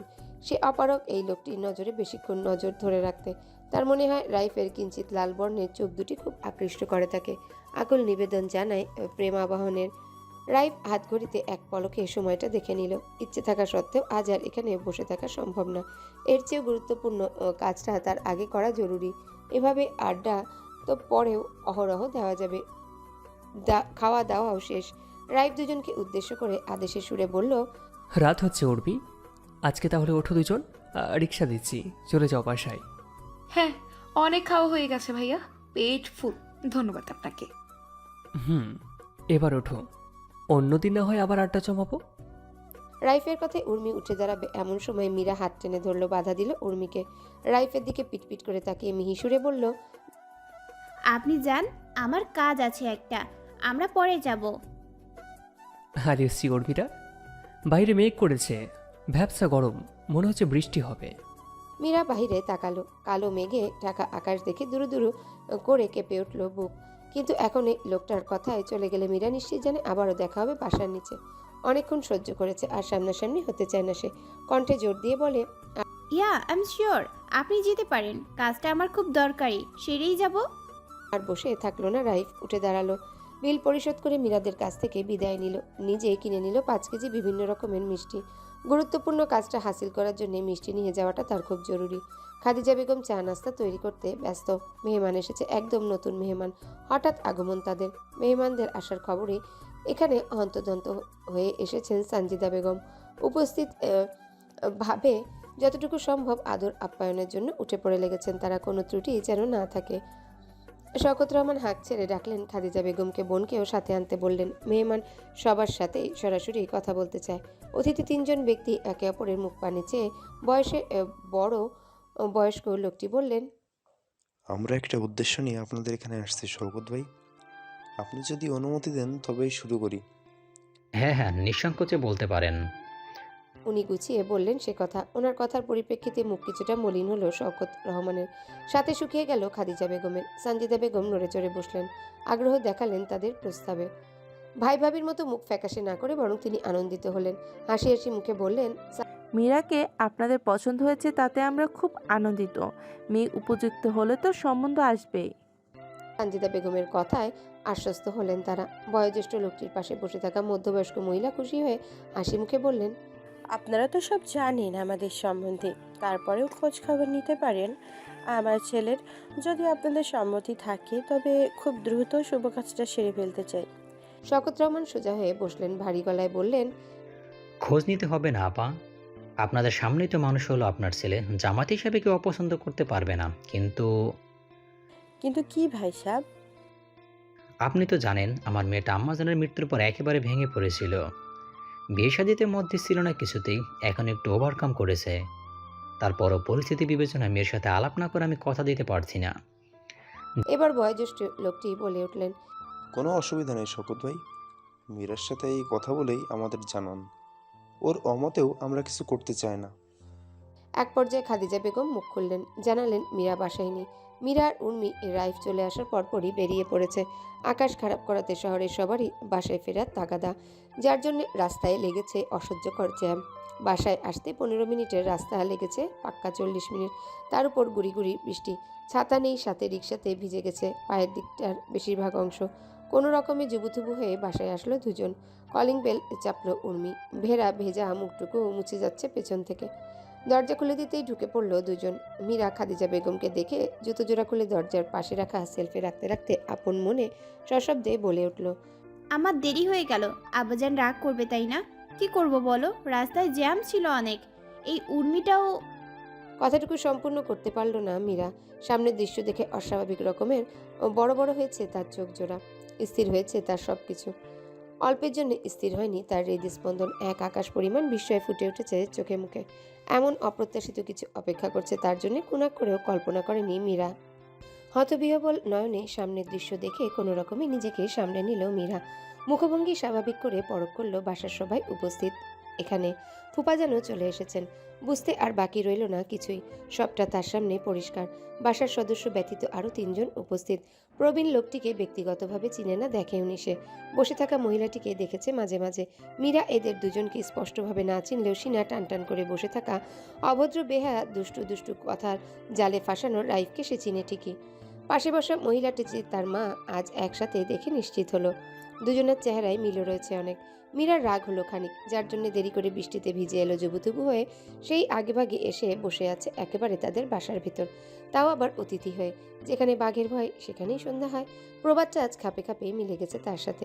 এত কিছুর ভেতর আরও আশ্চর্য হচ্ছে মীরা এখানেই আসবে, অথচ তার ভাবভঙ্গিতে একটুও বোঝা যায়নি কি ধুরন্ধর লোক একটা। উর্মিও কম অবাক হয়নি রাইফ এবং রাজিয়া বেগমকে দেখে। কেমন টেক্কা দিল রাইফ তাদের। উর্মি অবশ্য খুশিও হয়েছে বেশ। যাক, ঘটনা তাহলে ঘটেছে, তার টোটকা লেগেছে জায়গা মতো। এবার দুজনের মিল হবেই হবে। মীরার চোখ পড়ল খাদিজা বেগমের চোখে। তিনি আশ্বস্ত করলেন, স্বাভাবিক হতে বললেন ঘাড় নেড়ে। 30 সেকেন্ড সময় নিয়ে পুরোপুরি স্বাভাবিক হলো। জড়তার সহিত কাঁপা কাঁপা কণ্ঠে বলল মীরা, আসসালামু আলাইকুম। ওয়ালাইকুম আসসালাম। উচ্চস্বরে সালামের জবাব দিল প্রায় সবাই, কিন্তু একজনের সালামটা ছিল দীর্ঘ এবং সবার থেকে একটু উচ্চ আওয়াজের। মুচকি হাসি লেপ্টে আছে তার চোখে মুখে। মীরাকে কাছে ডাকলেন ইশারায়। মীরা নজর ঘুরিয়ে বাবার দিকে তাকাতেই উনি মাথা নাড়লেন। ছোট ছোট পা ফেলে রাজিয়া বেগমের পাশে এগিয়ে দাঁড়ালো সে। আর এক হাত পরিমাণ দূরেই বসে আছে রাইফ। কেমন বেহায়ার মতো তাকিয়ে আছে মীরার দিকে। এত মানুষের মাঝেও তার ধ্যান পুরোটাই মীরার উপর। রাজিয়া বেগম মীরার হাত ধরে পাশে বসাতে চাইলেন, কিন্তু মীরা কাচুমাচু করে বাধা দিল। আমতা আমতা করে বলল, আপনার শরীর ভেজা আন্টি, আমি বরং এখানে বসি। সোফার এক কোণা থেকে বেতের মোড়া টেনে একটু দূরত্ব বজায় রেখে বসবে, তখনই রাজিয়া বেগম তার দিকে মোড়াটা টেনে কাছে আনলো। হাসি লেপ্টেই আছে তার মুখে প্রথম থেকে। ইশারায় বসতে বলল তাকে। মীরা রাজিয়া বেগমের পাশে বসলো উসখুস করতে করতে। মীরার বুক ধড়ফড় করছে, স্বাভাবিক নেই তার হৃদস্পন্দন। এই মুহূর্তে একটু বেশি তার গতি। এই যে পাশেই বসে রাইফ, খুবই নিকটে। প্রথম দিনের সেই পুরুষালী ঘ্রাণটা আজও তার রন্ধ্রে রন্ধ্রে প্রবেশ করছে। এতটা কাছাকাছি তাদের অবস্থান পরিবারের সবার সামনে, এমনটা তো সে এত দ্রুত আশাই করেনি। রাজিয়া বেগম খুব মনোযোগ দিয়ে দেখলেন মীরাকে। থুতনিতে স্নেহের হাত রেখে শুধালেন, কেমন আছো মীরা মা? শুষ্ক অধৈর্যগল জিহবাই ডগার সাহায্যে ভিজিয়ে মীরা মিহি কণ্ঠে বলল, আলহামদুলিল্লাহ ভালো আছি, আপনি কেমন আছেন? আলহামদুলিল্লাহ, তোমার জন্যই অপেক্ষা করছিলাম মামুনি। মাফ করবেন অপেক্ষা করানোর জন্য, জ্যাম ছিল তাই একটু দেরি হয়ে গেল। রাজিয়া বেগম তার বিপরীত পাশে বসা বয়োজ্যেষ্ঠ ব্যক্তিটিকে উদ্দেশ্য করে বললেন, বড় ভাই দেখছেন, এই হলো মীরা, যার জন্য আসছি। মাশাল্লাহ, কি সুন্দর দেখতে, তাই না? প্রবীণ লোকটি রাইফের বড় চাচা কাল ভর্তি হাসি দিয়ে ভারী গলায় বললেন, মাশাআল্লাহ, খালাম্মার মতো দেখতে অনেকটা, তাই না সৈকত ভাই? শওকত রহমান হাসলেন, মেয়ের দিকে তাকিয়ে বললেন, জি ভাই, আম্মাজানের মতোই দেখতে আমার এই আম্মাজান, শুধু দেখতে না, কাজে কর্মে অনেক মিল। মীরাকে দেখেই আমার খালাম্মার কথা মনে পড়লো। কি স্নেহটাই করতেন আমাকে, দেখা হলেই ডেকে বলতেন, এই জয়নুল, বাসায় আসো না কেন, আসো একটু আলাপ করি। এর কথার পরিপ্রেক্ষিতে অনেক কথাই অতীতের স্মৃতিচারণ করতে ব্যস্ত হয়ে পড়ল সবাই, কিন্তু মীরার অস্বস্তি হচ্ছে খুব। বোরখার নিচের অংশটুকু জবজবে ভেজা। এই অবস্থাতে এখানে এক প্রকার বাধ্য হয়ে বসা, তার উপর নির্লজ্জের মতো রাইফের অবাধ্য দৃষ্টি আরও বেশি অস্বস্তিতে ফেলছে তাকে। রাইফের দিকে না তাকিয়েও বুঝতে পারছে তার চাহনি কি করে পাচ্ছে এতগুলো মানুষের সামনে এভাবে তাকিয়ে থাকতে। একটু তো লজ্জা শরম করা দরকার। আমতা আমতা করে মীরা রাজিয়া বেগমকে কিছু বলবে, সেই মুহূর্তে রাইফের কণ্ঠ কানে আসলো। রাজিয়া বেগমকে বলছে সে। আম্মা, এবার ছাড়ো ওকে, ভেজা শরীরে ঠান্ডা লাগবে। রাইফের কথা শোনা মাত্রই মীরার কেন যেন জেদ হলো খুব, কিন্তু দেখেছি ভেজা ঠিক আছে, ওনাকেই কেন মাতব্বরি করে বলতে হবে আম্মা ওর ঠান্ডা লাগবে? ঢং! কি ভাববে সবাই? ছি, মুখই দেখাতে পারবো না কাউকে। ইচ্ছা তো করছে এই লজ্জায় দৌড়ে চলে যেতে এখান থেকে। তো যাবে না, ওনার কথাতেই কেন যেতে হবে? রাজিয়া বেগম মীরার পায়ের দিকে লক্ষ্য করে তাড়াহুড়ো করে বললেন। হ্যাঁ হ্যাঁ, ভিজে গেছে তো। দেখেছো আমার কাজ মনেই ছিল না। যাও, চেঞ্জ করে নাও জুতো। মীরা রাইফের পানে আর চোখে তাকালো এবার। এই লোকটা কি ঠিক হওয়ার নাকি? এখনো কেমন ড্যাব ড্যাব করেই তাকিয়ে আছে। মীরার হালকা পাতলা জেদ এবার উঠে গেল তুঙ্গে। রাইফকে শোনানোর জন্য মিষ্টি মিহি কণ্ঠটা একটু উঁচু করে রাজিয়া বেগমের উদ্দেশ্যে বলল, অস্থির হবেন না আন্টি, ঠিক আছি আমি। এত সহজে ঠান্ডা আমার লাগবে না। বলতে দেরি মীরার হাঁচি আসতে দেরি না। একবার হাঁচি দিয়ে ক্ষান্ত হলো না, পরপর 3 বার। রাইফ তার দমফাটা হাসিটা চাপলো কোনো রকমে, কিন্তু উর্মি আর সেটা পারল না, হেসে দিল শব্দ করে। মীরা লজ্জা পেল, ভীষণ লজ্জা। চোখ উঁচু করে তাকালো না কারো দিকে। ধীরে সুস্থে উঠে হাঁটা ধরল রুমের দিকে। মীরার মনে হচ্ছে রুমটা হাজারো মাইল দূরে। এত সময় লাগছে কেন যেতে? মীরা বসে আছে নরম বিছানায়, পিঠে ছড়িয়ে থাকা আধো ভেজা খোলা চুল ফ্যানের বাতাসে উঠছে। বাইরে থেকে গল্পগুজব, হাসি ঠাট্টার আওয়াজ শুনতে পাচ্ছে সে। উর্মি বারান্দায় কাপড় নেড়ে দিয়ে রুমে এসে বসতেই খটখট করে মৃদু শব্দ হলো দরজায়। মীরা পেছনে ঘুরে তাকিয়ে দ্রুত ওড়নাটা মাথায় টেনে নিল। উর্মি চেঁচিয়ে বলল, খোলা, ভেতরে আসুন। শওকত রহমান রুমে প্রবেশ করলেন, সাথে খাদিজা বেগমও পিছনে পিছনে আসলেন তার সহিত। দরজা লাগালেন নিঃশব্দে। শওকত রহমান বসলেন মেয়ের পাশে। খাদিজা বেগম চেয়ার টেনে বসবেন, সেই মুহূর্তে শওকত রহমান বললেন, তুমি বসছো কেন? যাও পরে এসো, বাবা মেয়ের আলাপে থাকা যাবে না। খাদিজা বেগম গাল ফুলালেন। তার মেয়ের সাথে কথা বলবে আর তাকে রাখতে চাচ্ছে না। শওকত রহমান প্রিয় সহধর্মিনীর মলিন মুখটা দেখে কিঞ্চিত হাসলেন। খাদিজা বেগম রাগে বিস্ফোরণ হওয়ার আগেই বললেন, ভুল হয়ে গেছে আমার, আর গাল ফলিও না, বসো। খাদিজা বেগম হাসলেন। এর মাঝে উর্মিও বসে পড়ল মামুজানের গা ঘেঁষে। শওকত রহমান তাকাতে উর্মি বলে উঠল, আমি কি বেশি হলাম নাকি মামুজান? একটু বসি, অল্প একটু। আগে যদিও সুন্দর মতো বসা ছিল, যখন দেখলো শওকত রহমান কিছু বলছে না, আরাম করে পা তুলে বসলো উর্মি। শওকত রহমান ধীরে সুস্থে মেয়ের দিকে তাকালেন। আপনি বুদ্ধিমতী মেয়ে আমার, ওনারা কেন শুয়েছেন নিশ্চয়ই বোঝাতে হবে না আপনাকে। রাইফ ছেলেটা দেখতে শুনতে আদব কাদায় ভালো, 5 তলায় থাকে, ভালো জবও করে। আপনার কি পছন্দ হয়? আমি কি কথা আগাবো আম্মাজান? শওকত রহমান কথাটা শেষ করতে উর্মি ধুমধাম হ্যাঁ বলে ফেললো মীরার আগে। 3 জোড়া চোখ তার দিকে তাকিয়ে থাকতে দেখে আহাম্মক হলো সে।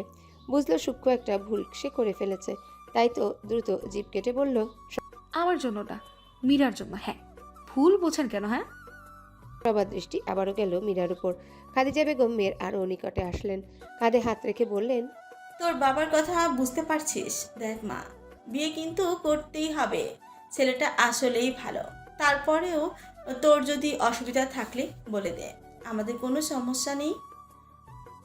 মীরা কি বলবে ভেবে পাচ্ছে না, তবে সে বুঝতে পারছে আম্মা এবং আব্বাজানের পছন্দ হয়েছে তাদের। পছন্দ না হলে কখনো রাইফকে ভালো বলতো না, তার হয়ে কথাও বলতেন না। শওকত রহমান তাগাদা দিলেন। বাইরে অপেক্ষা করছে তারা। মীরা নিচু গলায় বিচক্ষণতার সহিত উত্তর দিল, আপনার যদি পছন্দ হয় তবে আমার কোনো আপত্তি নেই আব্বাজান। মেয়ের আচরণে সন্তুষ্ট হলেন শওকত রহমান। মানুষের মতো মানুষ করতে পেরেছেন বলে ভেতরে ভেতরে গর্বিত অনুভবও করলেন। কাছে টেনে চুমু আঁকলেন মেয়ের কপালে। মীরার জবাবে আরেকটু পরিষ্কারভাবে শোনার জন্য বললেন, আমি কি তবে তাদের হ্যাঁ বলে দিব আম্মাজান? জি, দিতে পারেন। কণ্ঠ কাঁপছে মীরার, জড়িয়ে যাচ্ছে কথা। ঢোক গিলে চোখ বুজে নোনা জলগুলো আর বাহিরে আসতে দিল না সে। হজম করে নিল তখনই। বাবা মাকে ছেড়ে তার চলে যাওয়ার প্রহর চলে এসেছে যে খুব নিকটে। গম্ভীর মুখে ড্রয়িং রুমে বসে রাইফ। বাহিরটা তার বিস্তৃত নীল আকাশের মতো শান্ত হলেও ভেতরটা উত্তাল ঢেউয়ের মতোই অশান্ত। অস্থির হয়ে উঠেছে বক্ষপিঞ্জর। ডামাডোল বাজছে বুকের বাপাশে, ভেতর জুড়ে চরম উত্তেজনাও কাজ করছে তার। মীরা যদি না করে দেয় তবে কি করবে সে, কিভাবে মানাবে? মীরার এমন জবাবে সে কি রাগ করবে, নাকি হইচই করবে, নাকি শান্ত হয়ে বসেই থাকবে? মাথা শূন্য লাগছে তার, কিছুই জানে না সে, বোঝেও না এবং বুঝতেও চায় না, শুধু জানে তার শান্তি চাই। এই এক জীবনে শান্তি পেতে হলে মীরাকে তার চাই চাই। শওকত রহমান বেরিয়ে আসলেন, সবার নজর গেল ওনার উপর। মূল আকর্ষণ এখন তিনি। কি জবাব হতে পারে মীরার? তার চেহারা দেখে তো বোঝাই যাচ্ছে না একটু। রাইফের নজর গেল শওকত রহমানের পেছন পেছন আসা উর্মির উপরে। মুখটা একেবারে শুকনো লাগছে, বিষণ্ণ হয়ে আছে। তাহলে কি? না না, অসম্ভব। যেখানে সে ভাবতেই পারছে না সেখানে মেনে নেবে কি করে? রক্তিম গম্ভীর চোখ দুটো নিস্তেজ হয়ে আসছে চিন্তায়। একবার পলক ঝাপটিয়ে আবার খুলল। শওকত রহমান বসে রাইফের দিকে একটু তাকিয়ে তার বড় চাচার পানে তাকালেন। ধাতস্থ গলায় বললেন, আলহামদুলিল্লাহ ভাই সাহেব, আমার আম্মাজান সম্মতি দিয়েছেন। যেখানে আমার আম্মাজানের কোনো অসম্মতি নেই সেখানে আমার কোনো অসুবিধে নেই। একটা পবিত্র সম্পর্কে আমরা এখন বাধা পড়তেই পারি। সমস্বরে আল্লাহর দরবারে শুকরিয়া আদায় করল সবাই। রাইফে শুষ্ক হৃদয়ে শওকত রহমানের আলহামদুলিল্লাহ বলা কথাটা গ্রীষ্মে তাপদাহে হাঁসফাঁস অবস্থাকে হঠাৎ আসা এক পশলা বৃষ্টির মতো তার হৃদয়টাকে শীতল করে তুলল। এতক্ষণে তীক্ষ্ণ যন্ত্রণা দেওয়া চাপাতে দীর্ঘশ্বাসটা অধৈর্যকল কেজেদ ফাঁক করে ছেড়ে দিল ধীরে ধীরে। কপালের উপর জমা বিন্দু বিন্দু ঘামগুলো মুছে নিল বাঁ হাতের উল্টো পিঠে। মীরার মায়াময়ী মুখটা দেখতে পাওয়ার তীব্র ইচ্ছা হামলে পড়ল মনের গহীনে। আল্লাহর দরবারে শুকরিয়াও আদায় করে নিল দ্রুত। শওকত রহমানের কথার প্রেক্ষিতে হাসি ফুটেছে সবার মুখেই। ব্যস্ত হয়ে পড়েছেন যার যার মতো আনন্দ ভাগাভাগি করতে। উর্মিও বসে এক কোনায়। রাইফের চোখে চোখ পড়তে একগাল হেসে দিল। রাইফ মিছেমিছি রাগের আভা ফুটে তুলল মুখে। এই মেয়ে বড্ড পাজি হয়ে যাচ্ছে দিন দিন, না জানি কার ঘাড়ে পড়ে ওর নাজেহাল করে ছাড়ে। সানজিদা বেগম খুশিতে আত্মহারা। তিনি তো ভাতিজির এই উত্তরের জন্য কখন থেকে আল্লাহর কাছে ফরিয়াদ করেই যাচ্ছেন। দ্রুত গিয়ে মিষ্টি এনে মিষ্টি মুখ করালেন সবাইকে। রাজিয়া বেগম ছুটলেন মীরার রুমের থেকে। খুশিতে মীরাকে জড়িয়ে মিষ্টি একটা আদর দিতে ইচ্ছে করছে তার। মীরা মাত্র দাঁড়িয়েছে বিছানা থেকে, তখনই পেছন থেকে কারো আচারক স্পর্শ পেয়ে চমকে উঠল। পেছন ঘুরে রাজিয়া বেগমের হাস্যোজ্জ্বল মুখ দেখে সেও ছোট্ট একটা মুচকি হাসি ফোটালো মুখে। রাজিয়া বেগম কাছে টানলেন, ছোট্ট করে একটা চুমু বসালেন মীরার কপালে। মমতা ভরা কণ্ঠে বললেন, আমি কি যে খুশি হয়েছি তোমাকে বলে বোঝাতে পারবো না মীরা। আমার একটা মেয়ে পেলাম আমি। মেয়ে না থাকার আফসোস আমার আর নেই। মীরা কি বলবে ভেবেই পেল না। কথার প্রেক্ষিতে একটা মিষ্টি মুচকে হাসি ফেরত দিয়ে চুপচাপ থাকায় উত্তম মনে করল সে। সবাই নৈশভোজে বসেছে একসাথে। হরেক রকম সুস্বাদু খাবারে ডাইনিং ভর্তি। খাদিজা বেগম খাবার পরিবেশন করছেন, কখনকার কি দরকার তাতেও নজর রাখছেন। মীরা অনুপস্থিত। একসাথে খাওয়ার জন্য ডেকেছিল সবাই, কিন্তু মীরা অনুরোধ করেছে সে পরে খাবে। শওকত রহমান মেয়ের মনের অবস্থা বুঝে আর জোর করেননি। আনন্দ ফুর্তি হাসি আড্ডা খোশগল্প চলছে অনেকক্ষণ। এত কিছুর ভেতর মীরা একবারও তার নিজস্ব রুমের বাহিরে আসেনি। মীরার কেমন যেন আজ খুব সংকোচ হচ্ছে রাইফের সামনে আসতে। এই তো সন্ধ্যায় ও রাইফের প্রতি স্বাভাবিক ছিল তার অনুভূতি, কিন্তু এখন যেন পাহাড় সম লজ্জা আষ্টে পৃষ্ঠে জড়িয়ে নিয়েছে তাকে। নাম না জানা কিছু অনুভূতি মনের কোনায় বাসা বেঁধেছে। এই অনুভূতিগুলো যন্ত্রণা দিচ্ছে না ঠিকই, আবার তাকে স্বাভাবিক থাকতেও দিচ্ছে না। অনুভূতিগুলো স্পষ্ট জানান দিচ্ছে মিরাজ রাইফের নজরে নজর রাখতে পারবে না কিছুতেই। রাজিয়া বেগম বিদায় বেলায় শওকত রহমানের কাছে আবদার করে বসেছেন মীরাকে আংটি পরিয়েই রেখে যাবেন তিনি। শওকত রহমান প্রথমে দ্বিধায় ভুগছিলেন অনেক। তার একমাত্র বোন জামাইকে রেখে কিভাবে এই কাজটা সম্পন্ন করবেন? আত্মীয় স্বজনকে বলারও তো একটা ব্যাপার আছে। অবশেষে ফোনে উর্মির বাবা যখন জানালেন তিনি আসছেন তাদের বাসায়, তখন দ্বিধা খানিকটা কেটে গেল তার। সম্মতি রাখলেন রাইফের আম্মার প্রস্তাবে। রাজিয়া বেগমের পাশেই জড়সড় হয়ে বসে আছে মীরা, তার পাশেই সামান্য ব্যবধানে রেখে বসেছে রাইফ। বলিষ্ঠ দেহের পুরুষটা দাম্ভিকতার সহিত মাথা উঁচু করে বসে থাকলেও মীরা নিজেকে গুটিয়ে রেখেছে যথাসম্ভব। মাথা তার অবনত, হালকা গোলাপি রঙের ওড়নার কোনা খুঁটিয়ে যাচ্ছে নীরবে। নিজের হাতের চকচকে আংটিটা খুলে মুঠোয় নিলেন রাজিয়া বেগম। রাইফকে ইশারায় ডেকে তার হাতে নিলেন আংটিটা। হাস্যজ্জ্বল কণ্ঠে বললেন মীরার হাতে পরিয়ে দিতে। রাজিয়া বেগমের কথা শুনে মীরা আড়ষ্ট হলো। ভীষণভাবে কেঁপে উঠল তার কোমল তনুমন। কোলের উপর রাখা হাত দুটো জড়িয়ে নিল আনমনে। রাইফের সংস্পর্শ পেতে চলেছে সে। প্রথম ধাক্কা লাগাটা অনাকাঙ্ক্ষিত হলেও এই প্রথম জেনে শুনে সুস্থ মস্তিষ্কে আঙ্গুলে আঙ্গুল স্পর্শ হবে দুজনের। মীরার ঘাম ছুটল ভেবেই ধকধক করে কাঁপছে আত্মা। রাইফ স্থির বসে দুই আঙ্গুলের সাহায্যে ঘোরাচ্ছে আংটিটা। মীরার দিকে আর চোখে তাকালো একবার। কয়েক সেকেন্ড সময় নিয়ে সরু দৃষ্টিতে পর্যবেক্ষণ করলো তার গুটিয়ে যাওয়া লাজুক লতাকে। এই যে মেয়েটার ফর্সা কোমল হাত দুটো কাঁপছে রাইফের স্পর্শ পাওয়ার ভয়, তাকে এই মেয়ে বুঝতে পারছে। বুঝলে নিশ্চয়ই লুকিয়ে ফেলতো এতক্ষণে। রাইফ মৃদু হাসল। মীরা লজ্জা বেসিত আদল যে রাইফের বক্ষপেঞ্জর এফোর ওফোর করে তোলে তা কি সে আদৌ বোঝে? রাজিয়া বেগম তাগাদা দিলেন রাইফকে। রাইফ সোজা হয়ে পিঠ টান টান করে বসল। স্বভাববশত চুলগুলো ব্যাগ ব্রাশ করে হাতটা প্যান্টের পকেটে ঢুকালো। রাজিয়া বেগমকে উদ্দেশ্য করে বলল, আংটিটা ওর হাতে হবে না আম্মা। আর আংটি চেয়ে তোমার চুড়ি দুটো সুন্দর বেশি, তুমিই পরিয়ে দাও। সুচতুর ভাবে মীরার অস্বস্তি থেকে রেহাই দিল রাইফ। ধীরে ধীরে হালকা হলো মীরা। রাইফের হঠাৎ এমন সিদ্ধান্তে ভালো লাগাও কাজ করলো তার। রাজিয়া বেগম ছেলের কথায় যুক্তি আছে ভেবে আর দ্বিতীয় প্রশ্ন করলেন না। হাতের চকচকে স্বর্ণের চিকন বালা দুটো খুলে মীরার কোমল হাতে পরিয়ে দিলেন। জলজল করছে মীরার হাতে, অসম্ভব সুন্দর লাগছে দেখতে। বালা দুটো যেন ওর হাতেরই অপেক্ষায় ছিল সম্পূর্ণ সৌন্দর্য প্রকাশের। আত্মীয়তার বন্ধনে আবদ্ধ হয়ে খুশগল্পে মেতে উঠছে যার যার মতো। রাইফ সবার চোখ ফাঁকি দিয়ে মীরার কাছাকাছি এলো আরেকটু। বেখেয়ালি মীরা রাইফের হঠাৎ কাছে আসাতেই থমকে গেল। মীরার ভয় মিশ্রিত মুখের পানি তাকিয়ে রাইফ চাপা স্বরে ফিসফিস করে ডেকে উঠল, মীরা। মীরা ঘন পাপড়ির আঁখি পল্লব তুলে তাকালো। কাঁপা কাঁপা কণ্ঠে জবাব দিল, জি। রাইফ আরেকবার দেখে নিল সবাইকে। না, কেউ তাকিয়ে নেই তাদের দিকে। কণ্ঠস্বর খাদে নামিয়ে নেশালো কণ্ঠে পড়ল, আমাদের প্রথম স্পর্শটা আমাদের ব্যক্তিগত হোক। তোমার অনুভূতিগুলো আমি আরো নিকট থেকে উপলব্ধি করতে চাই। এই কাবা কাবা কোমল হাতে আমার অধর ছোঁয়াতে চাই শক্ত করে। কান গরম হলো মীরার। লজ্জায় তৎক্ষণাৎ নুয়ে নিল মাথা। ওড়না টেনে আড়াল করলো গোলাপি আভা ফুটে ওঠা মুখাবয়ব। কাপা কাপা হাত দুটো লুকিয়ে ফেল ওড়নার ভেতর। মীরার আড়াল করা লাজুক মুখশ্রী দেখার লোভ হলো রাইফের। সময় নিয়ে পারিপার্শ্বিক অবস্থা দেখে গলা খাকারি দিতেই মীরা বেখেয়ালি নজর আবারও রাইফের দিকে ঘুরে গেল। রাইফ মুগ্ধ নয়নে তাকিয়ে রইল খানিকক্ষণ। মীরা নজর ঘুরিয়ে নিবে সেই সময় আকস্মিক রাইফের ঠোঁট গোল হলো। ফু দিল মীরার চোখে মুখে। মীরা পুরো শরীর জুড়ে শিহরণ বয়ে গেল।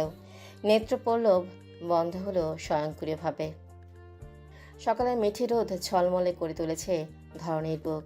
আধো খোলা জানালার গ্রিল ভেদ করে সূর্যরশ্মি উকি দিয়ে সাদরে জায়গা করে নিয়েছে মীরার মুখাবয়বে। গভীর নিদ্রায় আচ্ছন্ন সে। ডান হাতটা চোখের উপরে রেখেছে সূর্যের আলোয় যেন ঘুমের ব্যাঘাত না হয় তার। পাশেই উপর হয়ে ঘুমিয়ে উর্মি। সাধারণত মীরার নিয়ম মাফিক 10টা সাড়ে 10টার মাঝে ঘুমিয়ে যায়, কিন্তু কাল ঘুমাতে ঘুমাতে মধ্যরাত হয়ে গিয়েছে। এত দেরিতে ঘুমানোর কারণও আছে বই কি। ফাইনাল পরীক্ষার জন্য ফর্ম ফিল আপে ডেট দিয়েছিল রাজিয়া বেগমরা দেখে যাওয়ার পরের দিনই। তাই সেদিনই ঢাকা চলে গিয়েছিল। 4 দিন ছিল হলে। গতকাল রাত্রে ফিরেছে মীরা। গাজীপুর চৌরাস্তার অসহ্যকর জ্যামের জন্য ফিরতে ফিরতে অনেক রাত হয়ে গিয়েছিল। তার উপর অনেকক্ষণ গল্পগুজব করে সবার সাথে কাটিয়েছে সময়। উর্মিও চলে এসেছে, তাই আড্ডাটা আরও বেশি জমে উঠেছিল। দেরি করে ঘুমানোর ফলে কোনো রকমে চোখ কচলে ফজরের সালাত আদায় করে আবার শুয়ে পড়েছে মীরা। খাদিজা বেগম এসেছিলেন কয়েকবার ডেকে তুলতে। গভীর নিদ্রায় দুজনকে দেখে ডেকেও আর ডাকতে পারেননি। বালিশের নিচে রাখা সেলফোনটাতে অ্যালার্ম বেজে চলেছে। এইবার নিয়ে 3 বার হয়ে গেল। মীরা পিটপিট করে কোনো রকমে চোখ খুলে মোবাইল হাতে কর্কশভাবে বেজে ওঠা অ্যালার্ম অফ করে দিল। আড়মোড়া ভেঙে উঠে বসলো। দুই পাশে হাত টানা দিয়ে আবারও হেলান দিয়ে আছোয়া হলো। শরীরটা আজ বড্ড বিছানা টানছে মীরার। আলসেমি যেন ছাড়ছেই না। এদিকে ক্ষুধাও লেগেছে অনেক। একদিকে পেট ভর্তি ক্ষুধা, অন্যদিকে চোখ ভর্তি ঘুম। সময় এলো বিছানা ছাড়তে। খোলা চুলগুলো হাত খোপা বেঁধে ধীর পায়ে হেঁটে এসে দাঁড়ালো বারান্দায়। মীরা লাগানো শখের পাতা বাহার গাছগুলো কেমন নেতিয়ে গেছে এ কদিনে। শুকিয়েও গেছে অনেক পাতা। শুকনো পাতাগুলো আলতো হাতে সরিয়ে দিতে গিয়ে খেয়াল হলো হাত দুটো ফাঁকা ওর। ঢাকায় গিয়েছিল বলে খুলে রেখেছিল রাজিয়া বেগমের দেওয়া সরু বালা দুটো। রাইফের কথাও মনে পড়ে গেল মণিকোঠায়। খাদিজা বেগমের ডাক কানে আসাতেই আর ভাবতে পারল না বেশিক্ষণ। উর্মিকে ঘুম থেকে ডেকে তুলে দ্রুত পথে মায়ের কাছে ছুটল সে। খাদিজা বেগম ড্রয়িং রুমে কুশি কাটার কাজ নিয়ে বসেছেন সকাল সকাল। মীরাকে দেখে সুতোগুলো এক পাশে রেখে দিলেন। এক ছেলেতে হাসি দিয়ে বললেন, পরোটা ঠান্ডা হয়ে যাচ্ছে, কখন খাবি? উর্মি উঠেছে? মীরা মায়ের পাশে গিয়ে বসল। জড়িয়ে ধরে ধাতস্থ গলায় বলল, উঠছি আম্মা, ফ্রেশ হতে গেছে। আচ্ছা তাহলে বস, ও চলে আসবে, তুই খাওয়া শুরু কর, আমি দিচ্ছি ডাইনিংয়ে। আম্মা এভাবেই বসে থাকো কিছুক্ষণ, তোমাকে এভাবে ধরে থাকি একটু ভালো লাগছে খুব। খাদিজা বেগম মেয়ের আচরণে খুব খুশি হলেন। মনটা ভরে উঠল পরম মমতায়। মাথায় আলতো করে হাত বুলিয়ে দিলেন, কাছে টেনে নিলেন আরেকটু। উর্মি এসে বসলেও মীরার পাশে। ফ্রেশ হয়ে এলেও এখনও ঘুম ঘুম ভাব পুরোপুরি কাটেনি তার।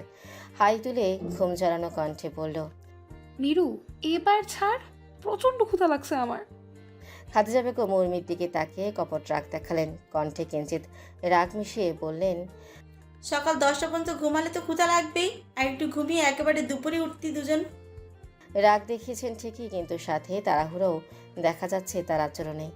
উঠতে যাবেন তখনই মীরা টেনে ধরল। সে নিজে উঠে বলল, আমি আনছি আম্মা, তুমি বসো। উর্মি খাদিজা বেগমের কথা শুনে বলল, বকো না মামি, রাতে ঘুম হয়নি তো, এই দেখো না ঘুমানোর জন্য চোখের নিচে কালি পড়ে গেছে। মীরা কিচেন থেকে হাতে 2টা প্লেট নিয়ে আস্তে আস্তে কণ্ঠ সামান্য উঁচু করে বলল, ফজরের নামাজটাও পড়েনি আম্মা, আমার থেকে বেশি ঘুমিয়েছিস তুই। আমার কালি পড়লো না আর তোর পড়ে গেল। মিথ্যা কথা বলার আর জায়গা পেলি না উর্মিমালা। কাজা নামাজ পড়ে নিব। আর শোন, তোর স্কিন টোন আর আমার টোন এক না, আমার টোনটা কালি কালি বুঝছিস, এজন্য ঘুমাতে হয় একটু বেশি বেশি। উর্মির কথার পরিপ্রেক্ষিতে মীরা আর খাদিজা বেগম হেসে দিল একসাথে। উর্মি পাশে বসে রুটির প্লেটটা ওর হাতে দিল মীরা। ডাইনিংয়ে আর বসবে না, এখানেই বসে খাবে। পরোটার ছোট্ট এক টুকরোর সাথে ডিম নিয়ে মুখে দিল।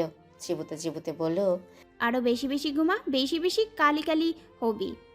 উল্টা বলিস কেন? উল্টা বললাম কোথায়? তুই দেখ, আমি কম ঘুমিয়ে যদি স্কিন টোন ভালো হয় তাহলে বেশি ঘুমিয়ে স্কিন টোন কালি। উর্মি খেপে গেল মীরার উপর। বোঝায় একটা আর বোঝে আরেকটা। বলেছে তো ওর স্কিন ভালো না, তারপরেও কথা পেঁচাচ্ছে। খাদিজা বেগম দুজনে তর্ক দেখে থামাতে লাগলেন। মীরা আলাভোলা মুখ করে কথার জালে খেপিয়ে দিচ্ছে উর্মিকে।